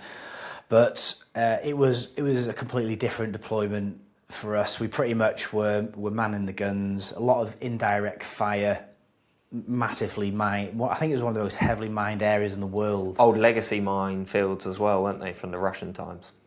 But yeah. And then what happened to me, which I think didn't help us, when we left Afghan, and I think we overnighted in Kabul, and then we went to Cyprus for a period of decompression, a night of decompression. Mate. And I randomly, in a weird set of circumstances, my dad, he'd retired from Saudi and he lived in Cyprus, and he was about 45 minutes from Bloodhound Camp. So we'd just landed, and I thought, I'm going to ask the Sergeant Major. He can only say no. And I said, look, I've not seen my dad for years. I think I'd not seen him for 2 years at that point. He just recovered from prostate cancer. Is there any way, rather than me go to the beach, I can go and see my dad? And to my surprise, the Sergeant Major said, yeah, I'll get you a driver. We'll drop you off for the night. We'll pick you up in the morning. And I didn't tell my dad. So at the time I'd lost a ridiculous amount of weight. I was chain smoking roll-ups. It's hard to imagine now, but I had really long hair, massive sideys, and I was wearing a ripped Machine Guns t-shirt, and I had these Gulf War 1 shorts that I'd taken off a dead Taliban fighter. So we had a bag from the killer, and I see these shorts, and I thought, my God, pretty alley then, so I made them into shorts, and then... Were you pretty Essence, Andy? That still are, but... That was the peak of Essence-ness. But so the driver took me, and I knocked on the door, and my dad didn't recognise me for a few moments, and I had a night in Cyprus with him, and it was very bizarre because a lot of my childhood was spent on holidays at this exact house in Cyprus. We used to spend the time in Saudi, and then every year we'd have a couple of weeks in Cyprus, and so I was walking through these bars with my dad, and literally 24 to 40 hours earlier, I was fighting the Taliban, and now I'm reliving these experiences of my childhood. It's weird, isn't it? And it was almost like I was, it sounds strange now, but it was almost like I was observing this from a third person perspective. It didn't feel real. No. I thought it's like a dream. And and then I got bird's eye view. Yeah, it was a really strange experience. Yeah. And I went back the following morning to what can only be described as an absolute carnage because, as you know, blokes put themselves in hospital, they were scrapping, it was just absolute anarchy for 24 hours. Yeah, we were just naked, flipping tables, destroying everything. Standard. Just, it just seemed pointless. Maybe it's for a reason to blow off steam, but it don't really work, does it?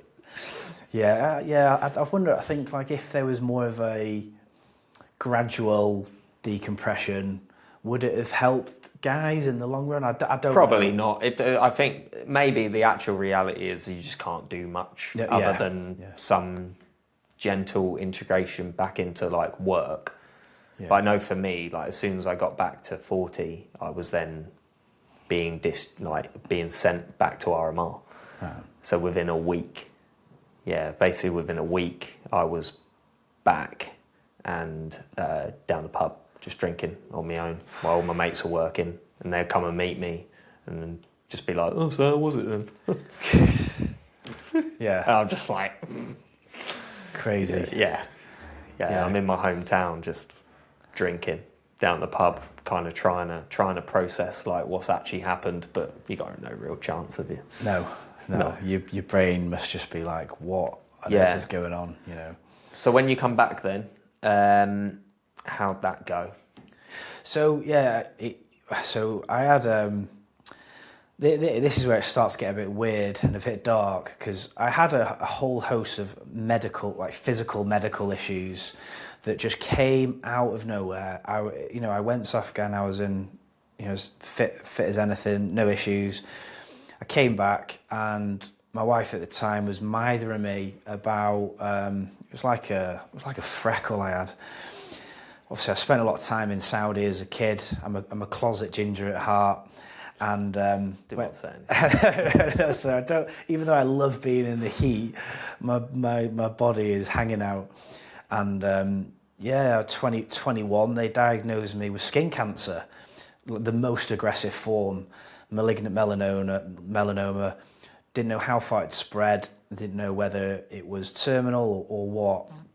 And I'd not long got back from Afghan. I was 21, and I thought, I've survived all that, and now I'm going to die of cancer. So I had a biopsy, then I had an emergency surgery, and they were confident that they'd removed it all.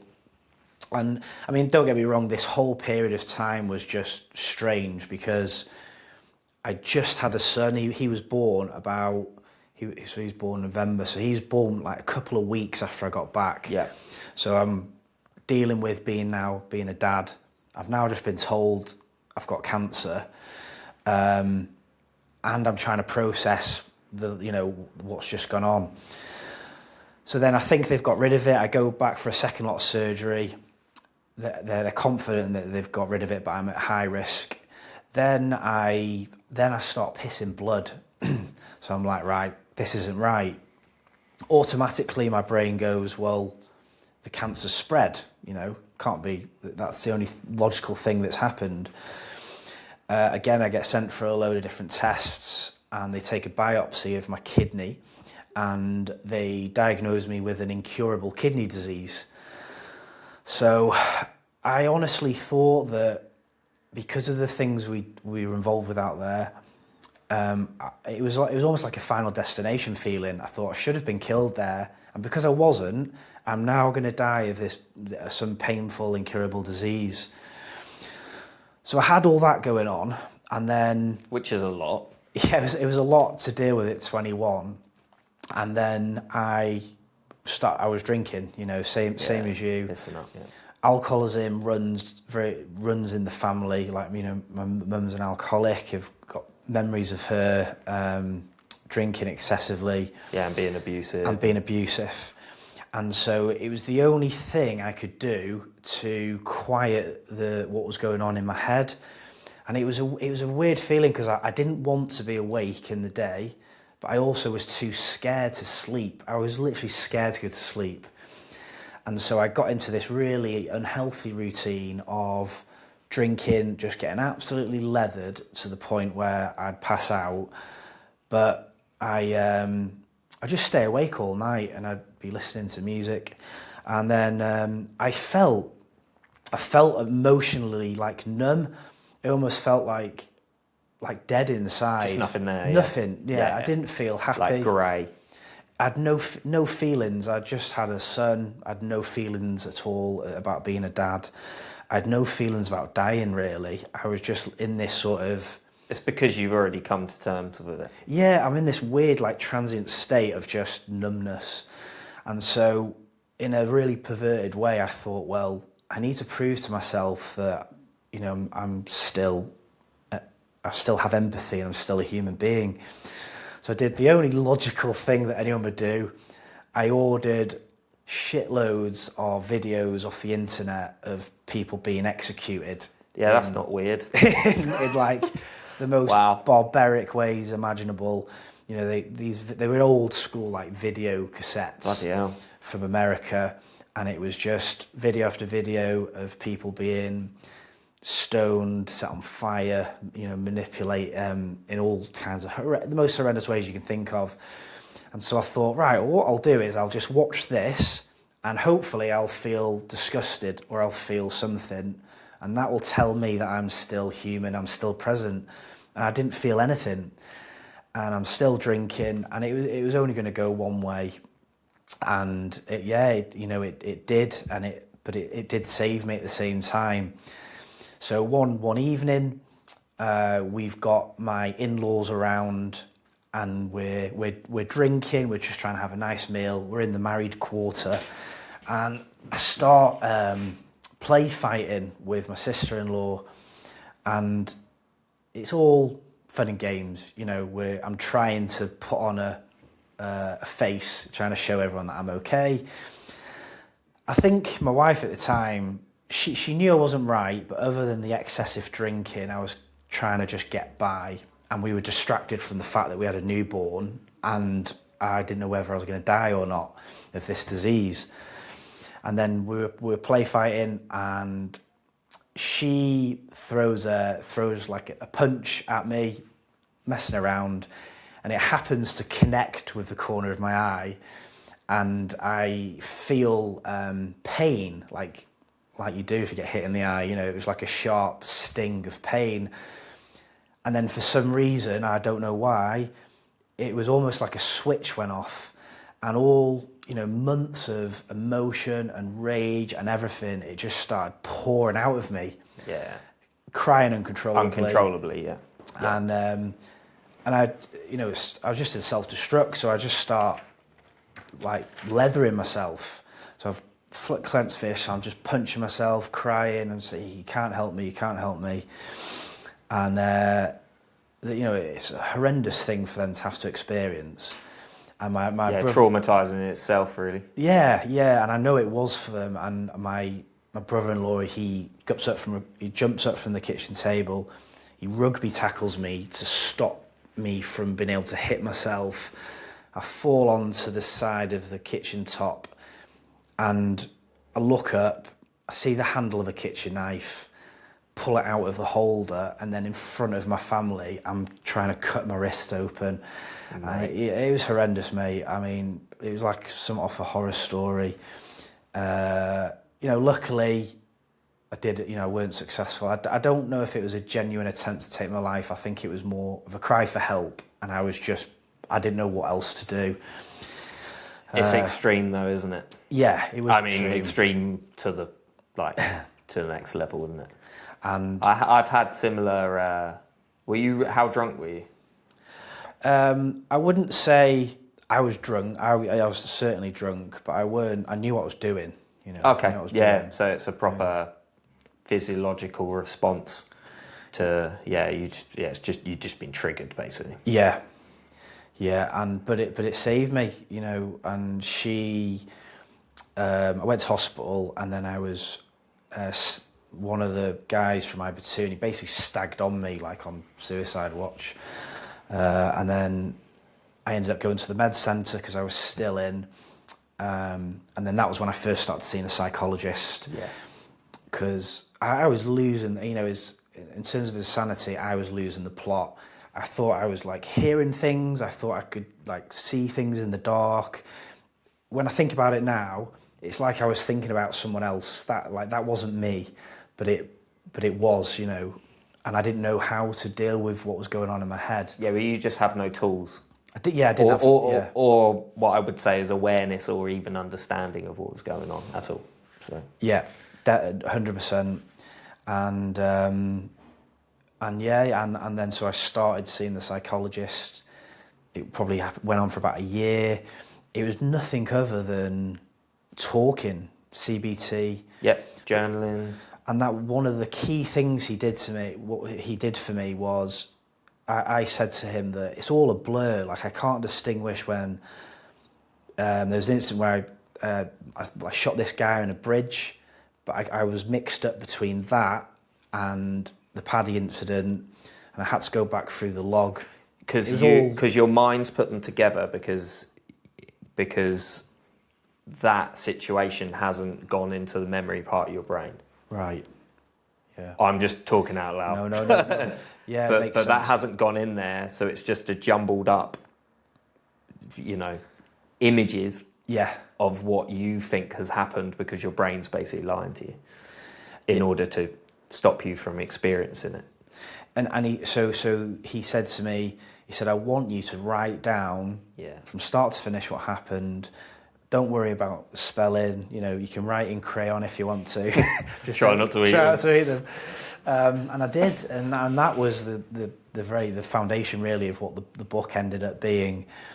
It helped me hugely.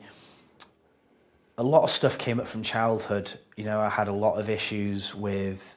It was in households that were plagued with domestic violence. You know, never felt like I was wanted.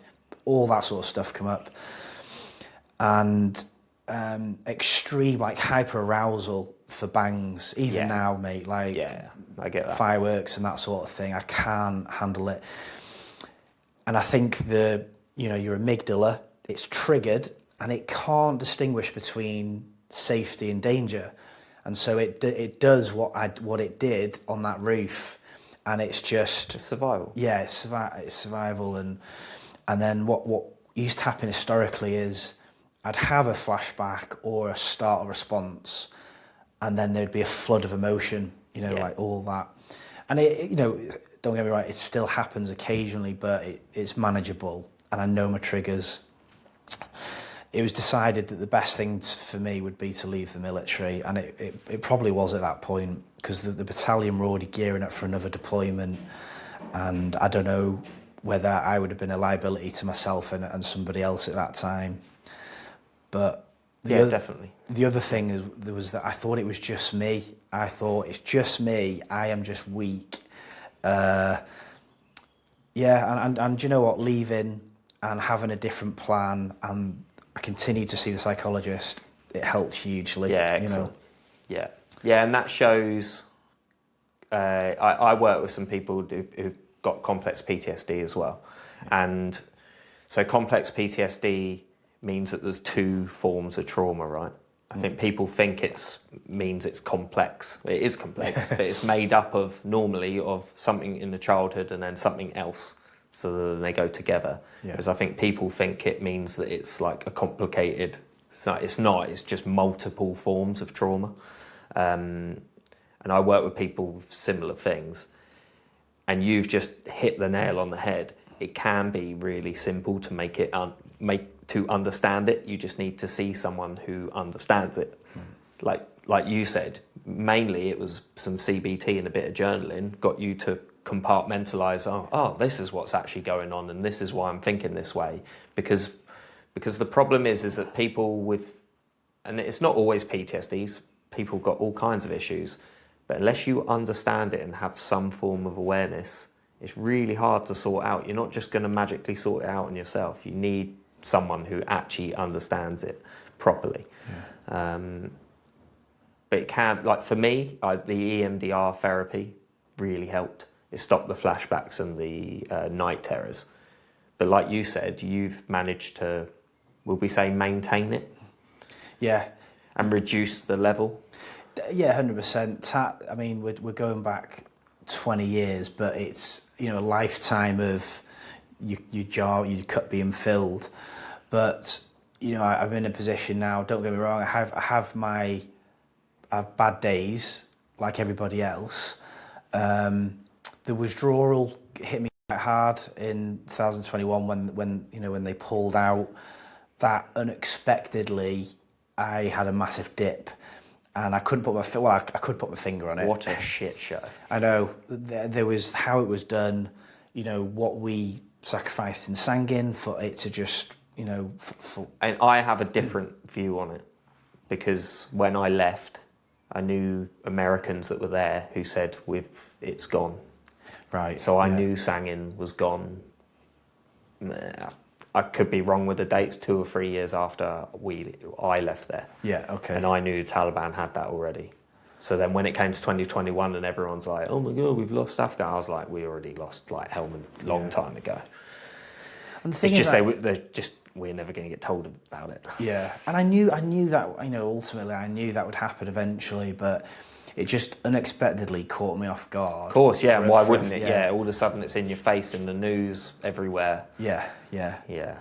But other than that, and I do, like you said about lived experiences, I feel fortunate enough now that I do a lot of keynote speaking to businesses, not just about trauma, but leadership, decision making. But I'm in a position now where I am essentially in charge of 8 other people in the emergency services, and we do have young people that come through, and they may not have, it's a different kind of trauma, but they might not have seen a deceased body before, or especially the young ones. So I feel like I'm blessed that, and I'm in a position now where I can recognise the indicators and I can say, because your lived experience. Yeah, and say, let's have a chat. How you're feeling now is normal, and these are some of the things that could maybe help you.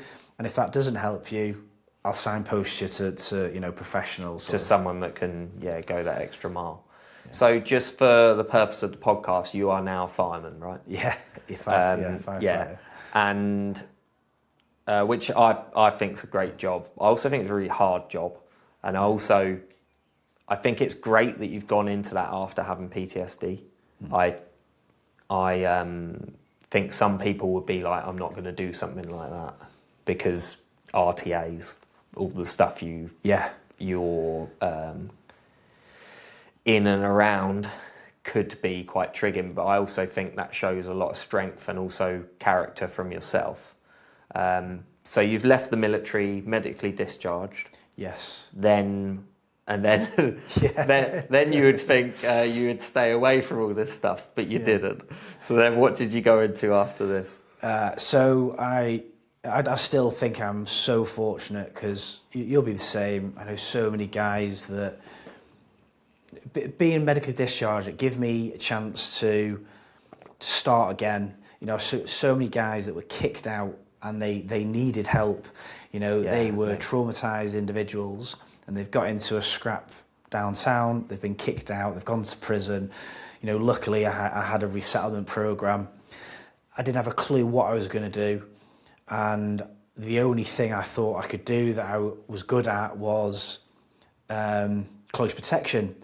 And at that time, post Saddam, that industry blew up, for lack of a better term, and so I thought that's what I'm going to do, and I didn't think it didn't have to be hostile environment. You've got your conventional bodyguarding, if you like, for high net worth people. So I went away and I did a 3-month course in Hereford, and it was one of the most reputable courses at the time for CP, all run by regiment guys. Tough. It weren't an attendance course. Wasn't a buck sheet. Yeah. But at the same time, I applied for loads of different things. I applied for the prison service, I applied for the Met Police, and I applied for the security services. Yeah. So this was ongoing whilst I was doing my course, and I nearly went and joined the prison service. I was offered a position at Wormwood Scrubs. I just had a medical to do. And the issue with my kidneys, so the prognosis was essentially, eventually, at some point in your life, you will have organ failure, but we don't know how long that will be. We will just monitor the deterioration of your kidneys, and I took some meds, and that was pretty much it. Other than that, I lived a normal life. I was very lucky in that I was successful in my application for the security services. Yeah, good. And went down to Thames House, had a series of interviews. What course was it? Was it a Ronin course or? The CP course. Yeah. No, it was, the company were called, I think they're disbanded now, Anubis. But yeah, I do remember. Yeah. Yeah, I was aware of Ronin, and they had the South African. Yeah. Yeah. I finished the course, but then I ended up going to London and working for the security services. I desperately wanted to go into the agent handling side of things, but you needed a degree, which I didn't have. The service partly funded me to do a degree. I started a degree in psychology and international terrorism. At this time, well, it was quite unique so during the Arab Spring, so 2010, Tunisian street vendor, Mohammed Bouazizi, he set himself on fire in protest to government corruption, all the rest of it. That sparked what was to be the Arab Spring, and the close protection industry blew up. And I knew so many guys that were doing that and earning mega bucks on convoys in Iraq. And so it was a big decision. The only person that knew what I was doing at the time was my sister. I decided to leave the Crown Service and go into the close protection world. Yeah. So I had a short period of time where I work for a Russian family and in the capital, and then a place came up on a contract in Iraq, so I jumped on with that. Backhand, he goes to the Middle East. Yeah, and it was it was nothing like Iraq. The risk was there, but A lot less support. Not calling in air if you've got a problem, are you? And you're in a team of local nationals that are vetted to a minimal level, and the abilities of that, Yeah, it has its own specific issues, doesn't it, and intricacies. Yes, that's different. You're carrying an AK-47. It's classic. But good weapon though. It was good, and it was just an extension up to 400 meters. Yeah.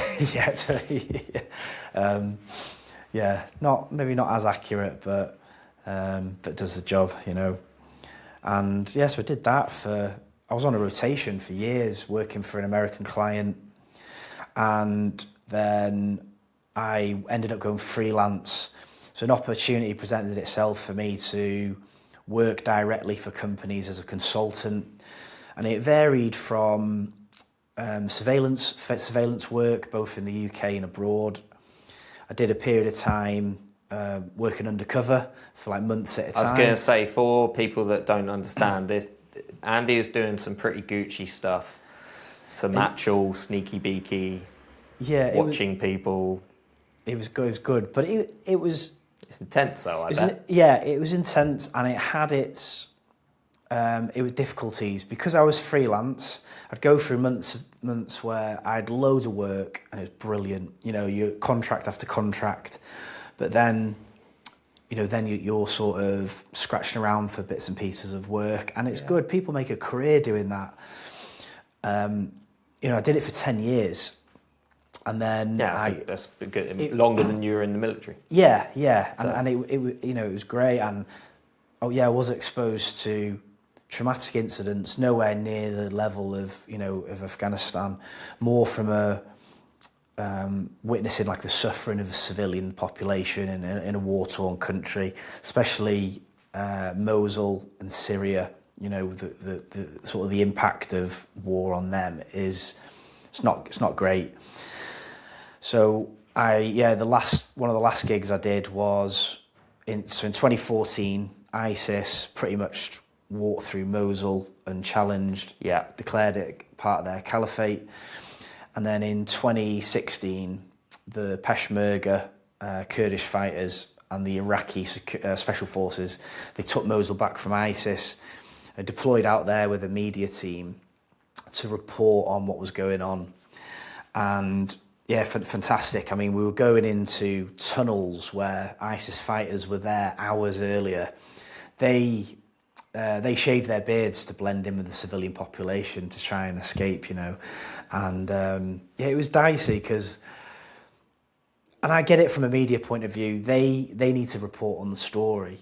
But if a Kurdish commander tells them that, that village is clear, we cleared it 20 minutes ago, that village is not clear to me. Of course it's not. No. And there's that balance of risk of they need to... Would it ever be clear though? I mean, there was recorded incidents of ISIS fighters hiding in the tunnels and then popping up, or they were booby trapping buildings.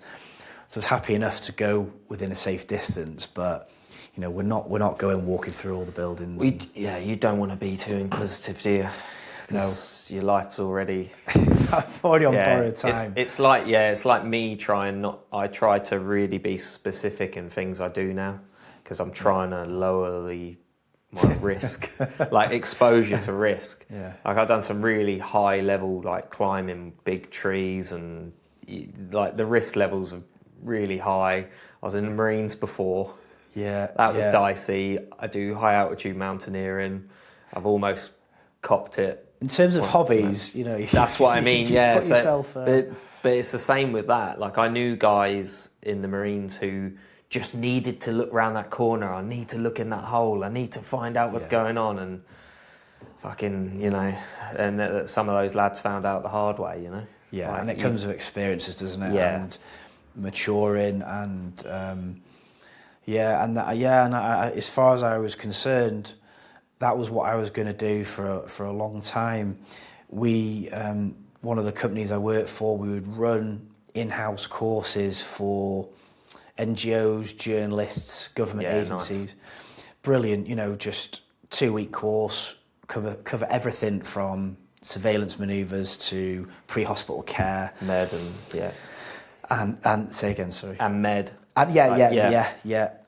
And then my kidneys failed very rapidly, so I knew it was coming. I would be regularly checked, but then I come back from a contract from that deployment, and then over a relatively short period of time, I just like rapidly went downhill. Yeah. And to the point where, you know, I collapsed, rushed into intensive care and was put on dialysis to keep me alive. So just in time context, we're obviously 2026 now. How long ago was that? So this was at the back end of 2016. Okay. Yeah, and I was 10 years ago. Yeah, and I was transplanted randomly on D-Day, 6th of June, 2017. Yeah. Out of all the days. Yeah, and the transplant comes from? Yeah, it comes from my sister. Yeah, wild. Yeah. Who looked after you all those years ago. Yeah, and because you know we don't really have much of a family, but you know the way I see it, I survived my childhood because of her. Yeah. If it wouldn't have been for her, I'd have gone into the care system. And all these years later, she saved my life again, for the second time. What a sister! So yeah, it was incredible, mate. But you know, I'm sure if it was the other way around, you wouldn't even question it, would you? So yeah, and it was strange because because my kidneys had failed, the level of toxins in your blood are building up. So essentially, you poison yourself from the inside out. And it just felt like the worst possible hangover you could have, but all the time. And but after I was transplanted, I woke up and it almost felt like I was 20 years younger. Really? Yeah, that's mad. It's how I feel now. I don't drink. Yeah. Hangovers, mate. I can't even imagine having one now. How long have you been sober for? 5 years. There's a lot to be said for that, mate. Mate, it's unreal.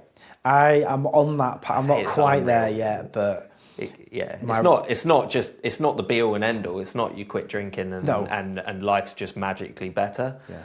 But there's a very strong correlation with me achieving a lot and having quit drinking. Yeah.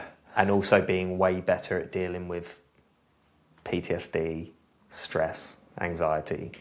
There's a real correlation, and that's why I help people quit drinking. Did you have help with that, or did you just decide? No, I didn't. I did it my own, and I wish that I'd gone to someone like me, and just make it make sense, a bit like the PTSD piece. Yeah. Because once you actually have a bit of an understanding about why you're drinking and what, you know, because normally drinking's the sticking plaster on the issues, you know. Once you work that out, you're like, oh, fucking hell. And it's not that simple to quit. It can be a long, awkward process, but going through it is quite transformative, to be fair. Yeah. I don't miss it at all, and I was a big drinker. I fucking love drinking, you know. Do you, so in scenarios now where, I don't know, say you go to a function or you go to a night out, is it more I just challenging? have a better time. Yeah. This is what I mean. You tell yourself all these things that you think, like weddings. All the weddings I've been to sober, I've had a great time. Yeah. I used to get in shit, like, you know, drink too much or not want to be there, you know, like, oh, just have a drink, that'll make me all right. Like, all those things that you tell yourself just weren't true. Yeah. I have stopped doing a lot of things that I used to do. Okay. So I used to go to a lot of festivals and things, but I'd drink my way through them. Where really I'm just not that bothered about going to festivals. Yeah. So, and then your friendships change a bit. Some got stronger, to be fair. Like I thought, I always told myself, well, if I stop drinking, my best mates won't want to hang out with me because we all drink together. And they were like, no, we'll just hang out and do something else. Like, so I was just lying to myself. I'd never asked them the question. It just turns out they're quite happy going for a run or going to the pub and having 0 beers, or like, it's just not the issue that I made it out to be. Yeah. I wonder whether we tell ourselves that, you know, to make it... we do, to keep it going, The other big thing with it is so I tried over and over and over again, probably 5 times in a row. Okay. The way I did it was I set myself a big goal, was I wanted to do an Ironman. And I knew drinking weren't going to help. And then I stopped drinking, and then within a year I'd done the Ironman. And I was like, well, okay, well that showed, because it took me, I wanted to do an Ironman when I come back from Afghan, but I just spent the whole time drinking and never got close to doing it. You know, I stopped running, I stopped everything. But as soon as I quit drinking, I was able to do an Ironman within a year. And there's no way you'd achieve that going on the lash or drinking that, I'm exactly, assuming, you know, or the level of training that you would have put in. And then the other big thing was not doing it for someone else, doing it for yourself. So I always used to do it for my former partner. You know, I'm this time I'm going to quit, you know, for you, because to make us better type of thing. Yeah. And then, but it only takes that other person that you've pinned your quitting drinking on to mess up or not be nice for a day or something for you to go, well, fuck you. I'm supposed to be doing this for you. And it's not their fault, it's yours for pinning it on them. But you need to do it for yourself. If you don't do it for yourself, there'll be some excuse or some reason for you not to see it through. But one of my questions I've asked people on this is what is the one thing you've changed in your life that's had the biggest impact? And mine is drink. Right. Like, me quitting drink made me be able to rationalise all this that we're talking about, to understand my childhood and how that affected me. And just whilst I was boozing, there's just that cloud that never enabled me to really fully understand things. So yeah, for me, it's made a big difference. That's, extraordinary, mate. Huge difference. Yeah. And you know, now I've gone on, you know, done multiple a lot of big mountains and big races, like my recent race. There's absolutely no way in hell I would have ever been able to do like 293 miles in the Arctic if I was still boozing on the weekend or... Yeah. And I suppose as a matter of perspective, when you think, well, what would you rather have? You know, you're not going to achieve those things whilst you're doing this. Yeah. You know, is the level of enjoyment you get from having a night out, does it, you know, what matters most to you, where you're going? Yeah.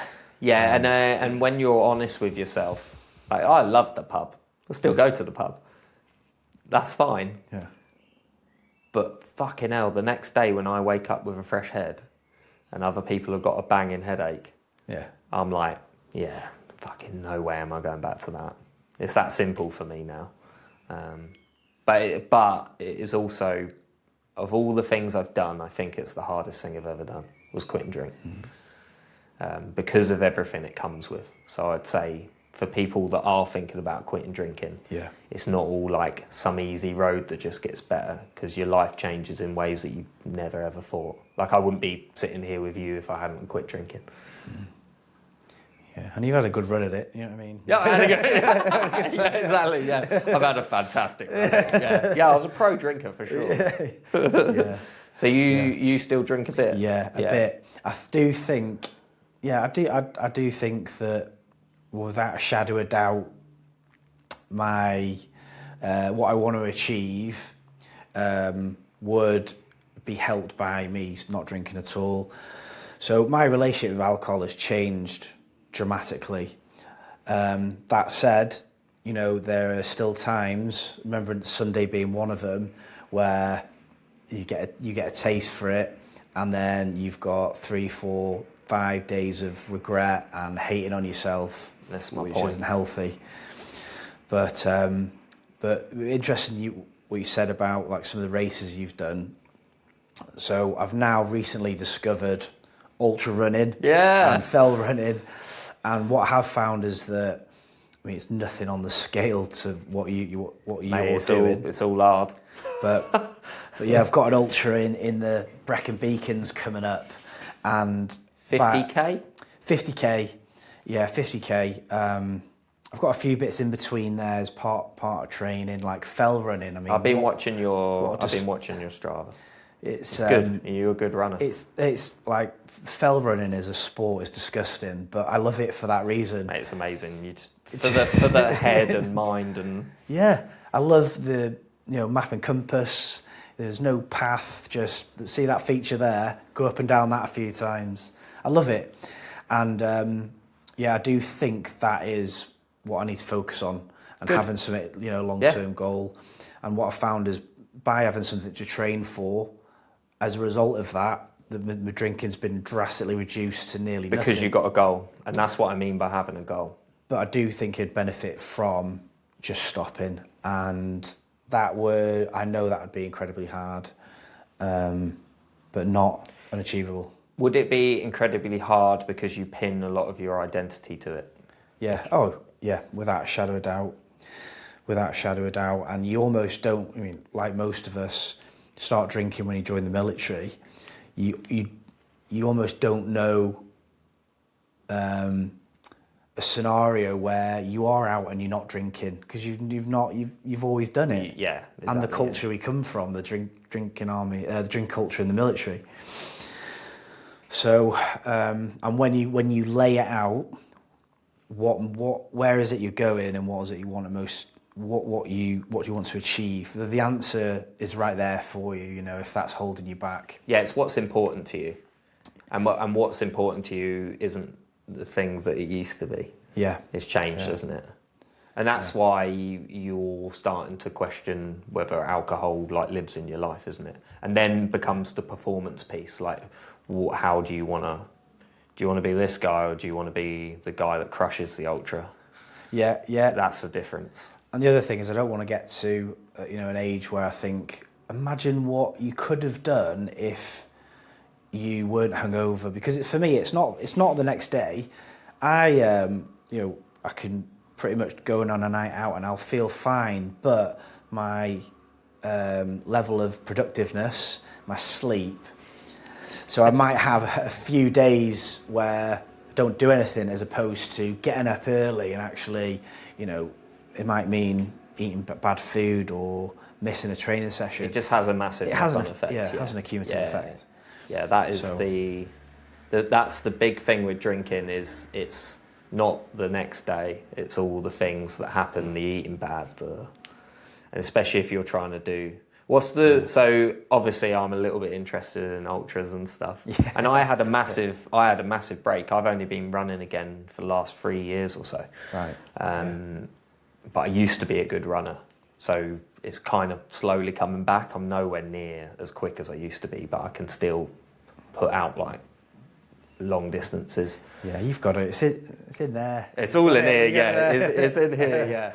But I DNF'd 200 milers last year. I had a terrible time with lower back injury, and I was, being silly and still trying to do stuff, and I shouldn't have. I should have just rested, and I would have been way better. But so you got that 50k? When's that? Yeah, so end of July. Yeah. It's in the Brecon Beacons, so obviously it's hilly. But I'm really looking forward to it. Got a couple of the fell runs. If I see one, I'm off work, I'll book on. You can do it, yeah. That's what I want to start doing more locally. And I love that I'm ideally located where a couple of hours I can be in the lakes or in Snowdon. But I love the simplicity of just rocking up. Yeah, just going for a run. It's a couple of quid. There's normally cake at the end, which always helps. You need to keep me in the loop if there's any races, because I need to be able to find more local races. Yeah. Yeah, definitely. I need to get the missus on it, because I'm not that... there's so much going on. Every time we go walking nearby, there's normally a race on. And I'm like, fuck, I would have just done it if I'd known. If you'd have known, yeah. It's just being informed, isn't it? Especially where you are. Yeah. So what about long term then? Where do you see yourself? Well, I can see. I do really like ultras. If I can stay injury free and my body allows me to, I feel. So I did the fan dance this weekend, raising money for Blind Veterans UK. Yeah, good effort. Decided to carry a 40-kilo log on the Why selection not? route as a team. But And that was with Chris, wasn't it? yeah, Chris was on that. So I love those sort of events. It gives me something to focus on. So more of that sort of thing. Brilliant. I'd like to go bigger scale, but one day at a time for me. How old are you? 40. 40, all right, yeah. So we're like the same age. yeah, I'd love to look at something bigger. So yeah, that for me, that is the way, and I'll continue doing my keynote speaking for businesses. Yeah, brilliant.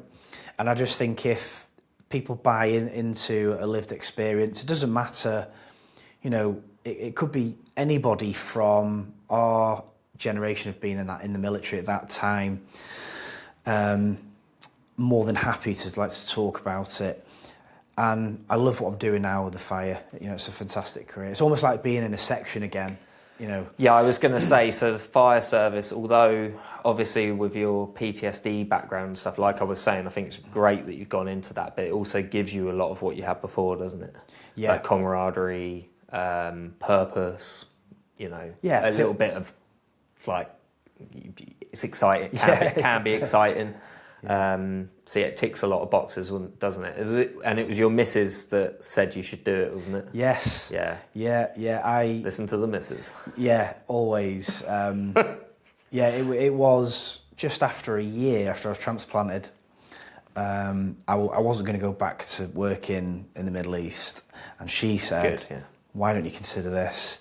I was fortunate enough that they were recruiting and that I was able to get in. But yeah, it ticks a lot of boxes. I think that sense of belonging to something, Yeah. that helps a lot. I sold my tree company 4 or 5 years ago, something like that, when I quit drinking, and I suffered. I didn't. I had a load of guys working with me. An ex-para is a really good mate of mine. A load of good lads, my brothers, all sorts, and we had a really amazing team. I sold the company, and then the next day, it dawned on me that was why it was there. It was because of the group I had around me all the time, and now all of a sudden I wasn't working with them all the time, and I didn't think enough about that and how to transition. We had a good 6 months, a year before it happened, so we had done things all together, for the end and stuff like that. So we had tried to do what we could, but it had more of an effect on me than I thought it ever would. Okay. So that piece of being in your tribe and with people and working together, I think is really important. Yeah. Yeah. And it can, like you said, it can be, guys from the Corps, guys that are into climbing, having that social unit. So I come back from this event the last few days. So great to be around like-minded people. Everyone's on their different paths. I've also learned that you can't always help everybody. You definitely can't. As you will know, it takes a lot from you as well. It takes a lot from you as much as you want to try and help as many people as you can. But it's important, that sense of belonging. I think. Is there anything you know now that you wish you knew then? Is it then as in... When you're in the military? If I knew now... Well, I prioritise self-care a bit more now. Okay. Well, I do a lot. Yeah. So the small habits that I do every day, like most veterans, I have my quirks, and I know I do. I could be socially awkward in a group environment, and I like things a certain way. But I know that if I smash a bit of fizz in the morning, yep. Big fan of cold showers or cold water exposure, if I'm putting the right foods in my body, and sleep is a massive one. I prioritise sleep.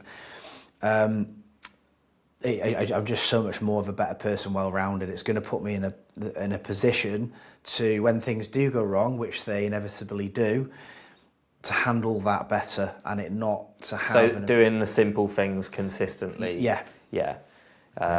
Yeah, fair one. Yeah, same. Yeah. I think moderation for me would have just been key. Like, if I could have just moderated the booze when I was younger, I think things would have worked out quicker. I think things worked out the way they were supposed to, regardless. Yeah. But yeah, moderation for me.